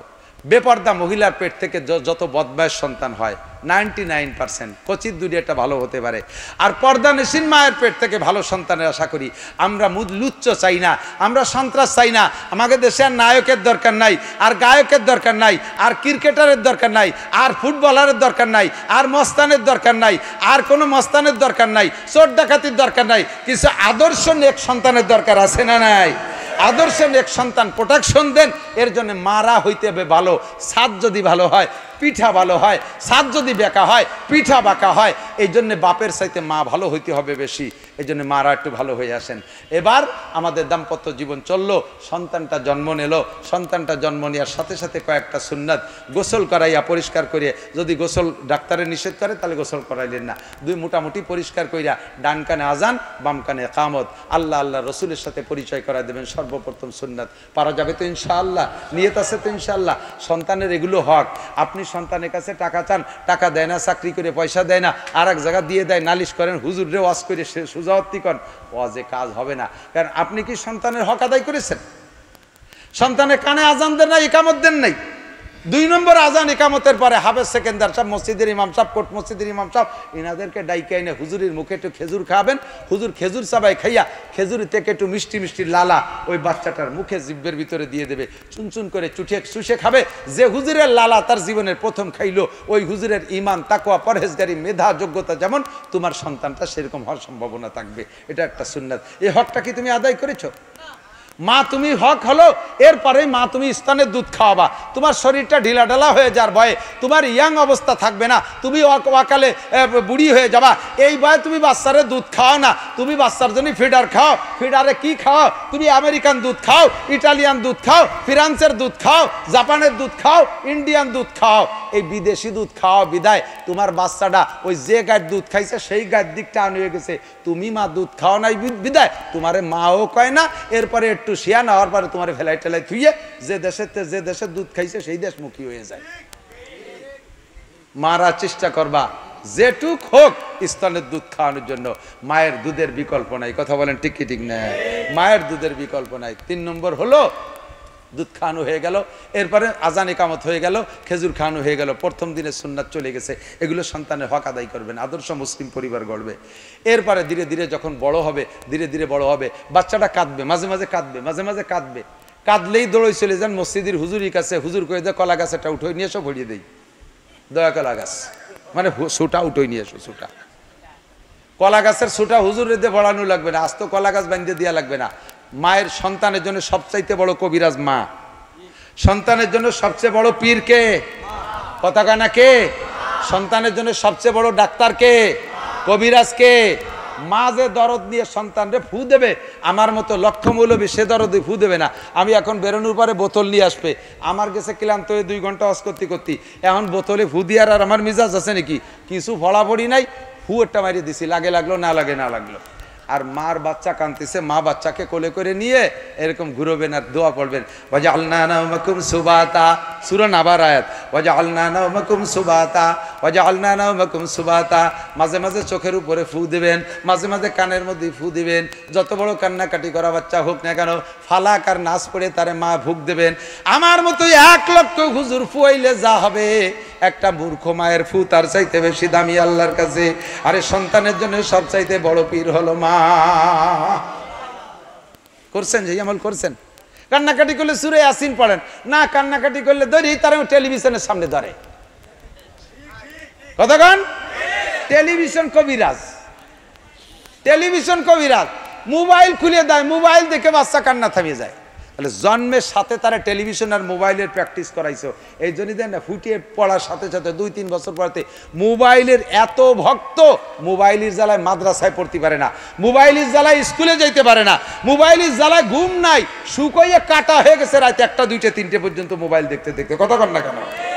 তারে প্র্যাকটিস করাইছেন জন্মের পরের থেকেই, তার কান্না থামাইছেন মোবাইল দিয়ে। কাজেই ওই ছেলেরা ভালো বানানো সম্ভব না, ওই মেয়েরে ভালো বানানো সম্ভব না। তারে কান্না থামাবেন সূরা ইয়াসিন দিয়ে। কি দিয়ে? তারে কান্না থামাবেন সূরা ফালাক নাস দিয়ে। তারে কান্না থামাবেন দোয়া কালাম পড়িয়া, সূরা নাবার আয়াত, ওয়াজআলনা নাওমাকুম সুবাতা। আল্লাহ পাক বলেন আমি তোমাদের ঘুম দিয়েছি প্রশান্তি, এই দিয়ে তারে থামানোর চেষ্টা করবেন। আল্লাহ পাক তৌফিক দান করে, সবাই বলেন আমিন। এরপরে বাচ্চা যখন একটু বড় হয়ে উঠছে, এই 7 দিনের দিন তার একটা আমল আছে। 7 দিনের দিন কয়টা? 7 দিনের দিন মাথার চুল চাইছে ফেলবেন। এই যুবক, তুমি মনে রাখো তোমার মা বাপ ফেল করছে, এই জন্যই তো তোমার মা বাপ এখনো ফেল করতেছে। মাথার চুল বাচ্চার চাইছে, চুলের শুকনো চুলের ওজনে স্বর্ণ অথবা রূপা, যার যেমন তৌফিক আছে, ওজন করে ওই পরিমাণ টাকা গরিবদের ভিতরে দান করে দেবেন। মাথা খারাপ হবে না, পাগল হবে না, রক চড়া হবে না, উগ্র মেজাজি হবে না, বেয়াদব হবে না, মাথার ব্রেন কম হবে না, মাথার সৎকা আদায় করে দিয়েছেন, বাস সব দিক দিয়ে পরিপূর্ণ হয়ে যাবে। এরপরে 7ম দিন তার নামটা রাখবেন। নাম আগে সিলেক্ট করেন, কিন্তু ঘোষণা দেবেন 7ম দিন, আগের থেকে দেবেন না, আগের থেকে দেবেন না। 7ম দিন তার নামটা ঘোষণা দেবেন, ভালো একটা নাম রাখবেন। নামের ওসিলায় কিয়ামতে তার অনেক লাভ আছে। 7ম দিন তার নামে আকিকা করবেন। ছেলে হলে 2 ছাগল, মেয়ে হলে 1 ছাগল। আস্ত গরু দিলেও দোষ নাই, আস্ত গরু দিলেও দোষ নাই। খাওয়াই দেবেন মানুষকে, চাইরে না পয়সাও কালেকশন করতে পারবেন না। আকিকা খাওয়াইয়া আলখাতা খোলে খোয়াড়েরটা বানাইয়া মোহরিয়ারটা বসায় দাও, টাকা দাও। টাকায় দিয়ে খাবো, তা তোর বাড়ি যাবো কে? খান সিনাক্স আছে না, গোপালগঞ্জ হোটেল আছে না, ওই জায়গায় আমি টাকা দিয়ে খাবো, তোর বাড়ি খাতে যাবো কে? সাইড খাইয়ে ব্যারিকেড দিয়ে টাকা দিয়ে যাও। এই যত শয়তানি শুরু করে দেয়। আবার ওই বিয়ে করে বউ বাড়িয়ে নিয়ে আর একটা খাওয়া, তার নাম রাখছে বউ ভাত, আরবিতে কয় অলিমা, এটা খাওয়ানোর সুন্নাত। এই বউ ভাতে কালেকশন করা টাকা, বউ ভাত খাওয়াইয়া কালেকশন করা টাকা হারাম। শুয়োর বেচাটা আর মতো হারাম। বউ ভাত করিয়া কালেকশন করা টাকা শুয়োর বেচা টাকার মতো হারাম। আকিকা খাওয়াইয়া কালেকশন করা টাকা শুয়োরের গোস্তের মতো হারাম। এগুলো থেকে বাদ দেন। মানুষকে আল্লাহর রাস্তায় কিছু খাওয়ানো শেখেন, কিছু ফিরি খাওয়ানো শেখেন। আর কতকালই ব্যবসায়ীরা খাবেন? ফিরে যাইয়া 7-8 বছর পরে যখন মুসলমানি দিয়েছে, মুসলমানি দিয়ে ফিরে আবার 3 দিন মাইক বাসাইয়া দেশের দাওয়াত টাওয়াত দিয়ে গরু দুটো মারিয়ে দিয়ে ধুমসা কালেকশন। 10 লাখ টাকায় খরচ, 20 লাখ টাকা ইনকাম হয়েছে। বাপ এখন হুশ হারা হয়ে গেছে। আল্লাহ, এক মুসলমানিতে এই ইনকাম। ছেলে যদি আর একটা থাকতো তাহলে তো আরো 20 লাখ হয়ে যেত। কি এর বুড়োকালে নিজে আর একবার মুসলমানি নেমনি, ভালোই ইনকাম নিয়ে ফেল। দাতালের দল সব শয়তানি বাদ দাও। মুসলমানি অনুষ্ঠানে খাওয়াইয়া কালেকশন হারাম। বলেন কালেকশন এসব বাদ দেওয়া যাবে তো? আমরা চর মানিক দেয়া লতিপুর ইউনিয়ন না, আমরা এই ইউনিয়ন থেকে এই সুন্নতগুলো ইনশাল্লাহ চালু করে দেব। ফ্রি খাওয়াবো। কোনো এই যে কথাগুলো শুনতে, কথাগুলো আমলে আনার চেষ্টা করবো। আল্লাহ কবুল করে বলেন আমিন। যখন 7 বছর বয়স হবে আগে তারে মক্তবে পাঠায় দেবেন। কেজি কিন্ডার গার্ডেন 7-এর আগে ভর্তি দেবেন না। ফুটিয়ে বার হয়েছে, চোখ ফোটে নাই, 3 বছর 4 বছরে তা কেজি স্কুলই পাঠায় দিয়েছে। 10 খান বই দিয়েছে, তা বইয়ে নিতে পারে না, উটির ফিটির মতো বোঝা উঠে দিয়েছে ফিটি। 2 দিন যে না ও রাইটিস আর বল নাই, শেষে স্কুল যেতে যা ফল বই নেই। 10 খান বই অট্টুক বাচ্চা কি পড়বে? মা রাত্রি ফড়াতি যে মারতি তার দমের নাড়ি বেরোয় ফেলেন। আটটুক বাচ্চার এভাবে মারেন লেখাপড়ার জন্য। কয় যে বয়স 4 বছর হয়েছে, আজও ম্যাট্রিক পাস করলো না, কবে লেখাপড়া করবে? 4 বছর সপ্তাহ পড়ায় বলে। তো তুমি কয় লাইন পড়িয়ে দিচ্ছ? আমি তো 7.5 পাস। উনি মোটে 7.5 পাস, আর ইয়াদা গাদারে সব পড়ায় ফেলেন। সাবধান, বিশ্বনবী মুহাম্মদুর রাসূলুল্লাহর চাইতে মনোবিজ্ঞানী আর জগতে কেউ নাই। কথা বলুন ঠিক ঠিক না? নবী বলছেন বাচ্চাদের পড়ার বয়স 7। পড়ার বয়স কত? 7 সে স্বেচ্ছায় স্কুলে যাইতে চাবে, মক্তবে যাইতে চাইবে, তার সর্বপ্রথম কোরআনের শিক্ষায় শিক্ষিত করে। নুরানি মাদ্রাসা আছে, যত নুরানি মাদ্রাসা এ জায়গা দিলে একটা লাভ আছে। কোরআন পড়বে, হাদিস পড়বে, শরীয়তের মাসালা পড়বে, সাথে সাথে স্কুল কলেজে যে পড়াশোনা আছে সম্পূর্ণ পড়বে, কোনো প্রেশার নাই। স্কুল নুরানি মাদ্রাসার ছাত্রদের প্রাইভেট পড়ানো লাগে না, হুজুররা গালে গালে পড়াইয়া, জাগায় বসে মুখে মুখে পড়াইয়া তারে মস্ক করাইয়া ইয়াদ করাইয়া দেয়। আর বাংলাদেশে যত স্কুল আছে, কোনো স্কুলের ছাত্র ভালো ছাত্র প্রমাণ দিতে হলে 3-4 কম প্রাইভেট পড়লে হবে না। কথা কোন ঠিক কি ঠিক না? যত ভালো স্কুল তত প্রাইভেট বেশি লাগে। আর আমার মাদ্রাসার কোনো ছাত্রদের প্রাইভেট লাগে না। তারে কোরআন শিক্ষা দেন, জীবনের শুরুতে কোরআন শিক্ষা দিয়ে তারপরে তাকে জেনারেল পড়ান, কোনো সমস্যা নাই। জেনারেল পড়ান, কোনো সমস্যা নাই। যাইতে যাইতে বয়স যখন হবে 7 থেকে কোরআন পড়ানো শিখার পরে নামাজের প্রশিক্ষণ দেবেন। যখন বয়স হবে 10 তখন নামাজ না পড়লে পিটান দেবেন। ওয়াজরিবুহুম আলাইহা ওয়া হুম আবনাউ 10 সিনিন। 10-এ যে পিটান দেবেন, একটা পিটান দিয়া বাপের জন্য ওয়াজিব। 10 বছর বয়সের পরে যদি সন্তান নামাজ না পড়ে, ছেলে হোক আর মেয়ে হোক, আব্বা মার উপরে ওয়াজিব সন্তানকে একটা পিটেন দেওয়া। আপনি এই পিটেনটা দিয়েছেন কোনোদিন নামাজের জন্য? কোনোদিন পিটেন নাই। স্কুলের পড়া পারে নাই সেজন্য পিটাইছেন, কিন্তু নামাজের জন্য পিটেন নাই। অফাররিকুহুম বাইনা মাদাজিহিম। এদিক তাকান। 10 বছরের পরে যাইয়া ছেলের বিছানা, মেয়ের বিছানা বাপের থেকে, মায়ের থেকে, মেয়ের থেকে আলাদা করে দিতে হবে। 2 ভাই বোনকে এক বিছানায় শুইতে দেবেন না 10-এর উপরে বয়স হয়ে গেলে। 2টা বোনকে 10-এর উপরে বয়স হয়ে গেলে এক বিছানায় শুইতে দেবেন না। 2টা ভাইকে 10-এর উপরে বয়স হয়ে গেলে এক বিছানায় শুইতে দেবেন না। 10 বছরের উপরে ছেলেরে বাপের কাছে শুইতে দেবেন না। 10 বছরের উপরে মেয়েকে মায়ের কাছে শুইতে দেবেন না। ছেলে তো দূরেই থাকলো, 10 বছরের উপরে গেলে কেউ কেকের পাশে শুইতে দেবেন না। শয়তানকে চেনেন না, শয়তান ঢুকে অ্যাক্সিডেন্ট করাই দেবে, অ্যাক্সিডেন্ট ঘটায় দেবে। বলা গেল না সব কিছু বুঝে নিতে হবে, শয়তান অ্যাক্সিডেন্ট ঘটায় দেবে। এই জন্য বিশ্বনবী বলেছেন 10 বছরের পরে গেলে বিছানা ফাররিকুহুম বাইনা মাদাজিহিম, বিছানা আলাদা করে দাও। ফাইদা বালাগা, যখন বালেগ হবে ফাল ইউজাবিজহু, বিয়ে দিয়ে দাও।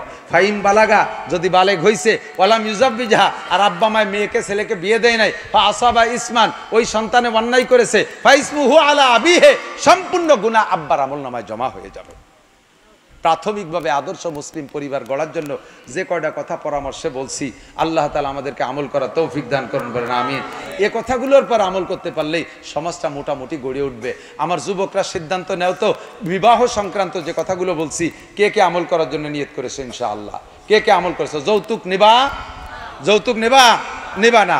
ভালো মেয়ে দেখে বিবাহ করবা, মুরব্বীদের পরামর্শ অনুযায়ী বিয়ে করবা। ওই একা একা যে কোর্টে বিয়ে করো না, তাহলে কিন্তু তোমার মাইয়েরও ওইরকম আরবিটারা নিয়ে কোর্টে নিয়ে বিয়ে করবে।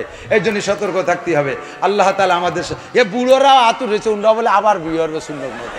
পুরে আল্লাহু আকবার, মাশাআল্লাহ। মানে বয়ান শুনতে শুনতে একটা জজবা হয়ে গেছে, আমি এই তাহলে আমি আবার আমল করব না। আপনারা বুড়োকালে ঝামেলা করতে যাইেন না, চাষির সাথে গ্যাঞ্জাম বাঁধাইয়েন না। আপনারা মোটামুটি নিজেদের ছেলে মেয়েকে সুন্দরভাবে পরিবেশ পরিচালনা করেন। আর পারতেছি না, কষ্ট হয়ে গেছে, বেঁচে থাকলে আবার হবে ইনশাআল্লাহ। এখন এই সব কথাগুলোর পর আমল করার জন্য একটা ক্লাস আছে, ওই ক্লাসটার নাম দাওয়াত ও তবলিগ। ক্লাসের নাম কি? তবলিগ। আগামী বৃহস্পতিবারে মার্কাজে যাবেন, ওখান থেকে 3 দিন আল্লাহ রাস্তায় সময় লাগাবেন। সুযোগ পেলে চিল্লা দেবেন, 1 চিল্লা 3 চিল্লা, এই কথাগুলোর পর আমল করা সহজ হয়ে যাবে। আল্লাহুম্মা সাল্লি আলা মুহাম্মদ। ভাইজান দোয়া করেন। আল্লাহুম্মা সাল্লি আলা মুহাম্মদ। দোয়া করব।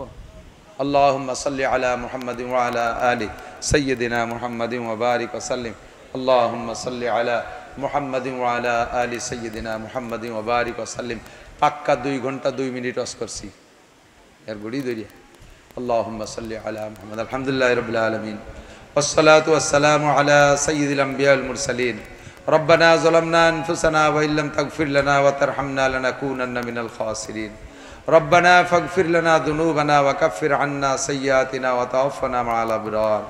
আয় মেহেরবান আল্লাহ, আমাদের জীবনের সব গুনাহ খাতা মাফ করে দেন। আমাদের আব্বা মা, দাদা দাদি, নানা নানি, শ্বশুর শাশুড়ি, আত্মীয় স্বজন, পাড়া প্রতিবেশী, বন্ধু বান্ধব, উস্তাদ শাগরেদ, পীর মোর্শেদ, ছাত্র ছাত্র ভাই, কর্মজীবনের বন্ধু সাথী যারা বনে জঙ্গলে কবরে শুয়ে আছে, সকলের গুনাহ খাতা মাফ করে দেন। সকলের কবর আযাব এক্ষুনি বন্ধ করে দেন। এই এলাকায় যত কবরবাসী কবরে শুয়ে আছে সবাইকে মাফ করে দেন। আয় মেহেরবান আল্লাহ, আমরা যারা বেঁচে আছি আমাদের জান মাল ইজ্জত আবরু হেফাজত করেন। আমাদের মধ্যে যারা অসুস্থ রোগী সবাইকে সুস্থ রোগ মুক্ত করে দেন। আয় আল্লাহ, আমাদের আত্মীয় স্বজন আপনজন যে যেখানে দেশে বিদেশে অসুস্থ, হাসপাতালের বেডে ঘরের বিছানায় পড়ে ধুকছে, মেহেরবান আল্লাহ আপনি তাদের সবাইকে সুস্থ করে দেন। অনেক রুগীরা দোয়া চেয়েছে, সবাইকে সুস্থ করে দেন। আয় আল্লাহ আমাদের সবাইকে সুস্থতার সাথে, ইজ্জতের সাথে, প্রশস্ত হালাল রিজিকের সাথে লম্বা হায়াতে তৈবা দান করেন। অসুস্থ অবস্থায় হাসপাতালের বেডে ঘরের বিছানায় ফেলে রেখেন না আল্লাহ। আয় আল্লাহ আমাদের অভাব অনটন দূর করে দেন, বিপদ আপদ থেকে মুক্তি দান করেন। রাজনৈতিক যে ঝামেলা চলতেছে বাংলাদেশে, আল্লাহ ঝামেলা আপনি নিরসন করে দেন। আল্লাহ দেশে আপনি শান্তির বাতাস চালু করে দেন। আয় আল্লাহ নির্বাচিত সরকার, আয় আল্লাহ শান্তি দেওয়ার মতো যাদের মাধ্যমে আপনি শান্তির ব্যবস্থা করে থাকেন, এই রকম সরকার আমাদের জন্য ব্যবস্থা করে দেন। আয় আল্লাহ অনেক সরকার দেখেছি, এবার মনে চাইতেছে কোরআন সুন্নাহ অনুযায়ী দেশ চললে কেমন লাগে তাই একটু দেখতে মনে চাচ্ছে। মেহেরবান আল্লাহ আপনি সেই ব্যবস্থা করে দেন। আয় আল্লাহ সেই ব্যবস্থা আপনি করে দেন। আয় রাব্বুল আলামিন এই মসজিদ মহল্লাকে কবুল করে নেন। আজকে এখানে যা আলোচনা করা হলো আমাদের আদর্শ মুসলিম পরিবার গড়ার লক্ষ্যে নবী আলাইহিস সালাতু ওয়াস সালামের আদর্শকে সামনে নিয়ে আলোচনা করেছি। এই আদর্শ আমাদের জীবনে বাস্তবায়ন করা তৌফিক দান করেন। পর্দার আড়ালের মা বোনদের হাত দুটো কবুল করে নেন। তাদের পারিবারিক অশান্তি থাকলে দূর করে দেন। ঘরে যুবতী মেয়ে বোন থাকলে বিবাহের সুব্যবস্থা করে দেন। যুবক ছেলেদের জন্য বিবাহের উত্তম পাত্রীর ব্যবস্থা করে দেন। আমার বেকার যুবকদের হালাল কর্মসংস্থানের জোগাড় করে দেন। মসজিদের কমিটি ও ইমাম সাহেবকে কবুল করে নেন। সভাপতি সাহেবকে সুস্থতার সাথে লম্বা হায়াত দান করেন। কমিটির সকল সদস্যকে আল্লাহ এই মাহফিলের ওসিলায় ইমাম সাহেব সহ মেহেরবান আল্লাহ তাদেরকে হজ্জে খানায় কাবা মক্কা মদিনা জিয়ারত নসিব করেন। আয় আল্লাহ বাংলাদেশ, আবারও বলছি, বাংলাদেশের সব অশান্তি আপনি দূর করে দেন, শান্তির ব্যবস্থা করে দেন। আমাদের সকলকে মরণের সময় জবানে কলেমা তয়্যিবা জারি করে দিয়েন। রব্বির হামহুমা কামা রব্বায়ানি সগীরা রব্বি জিদনি ইলমান নাফিআ। সাল্লাল্লাহু তাআলা আলা খায়রি খালকিহি মুহাম্মাদিন ওয়া আলিহি ওয়া আসহাবিহি আজমাইন বিরহমাতিকা ইয়া আরহামার রাহিমিন। আসসালামু আলাইকুম।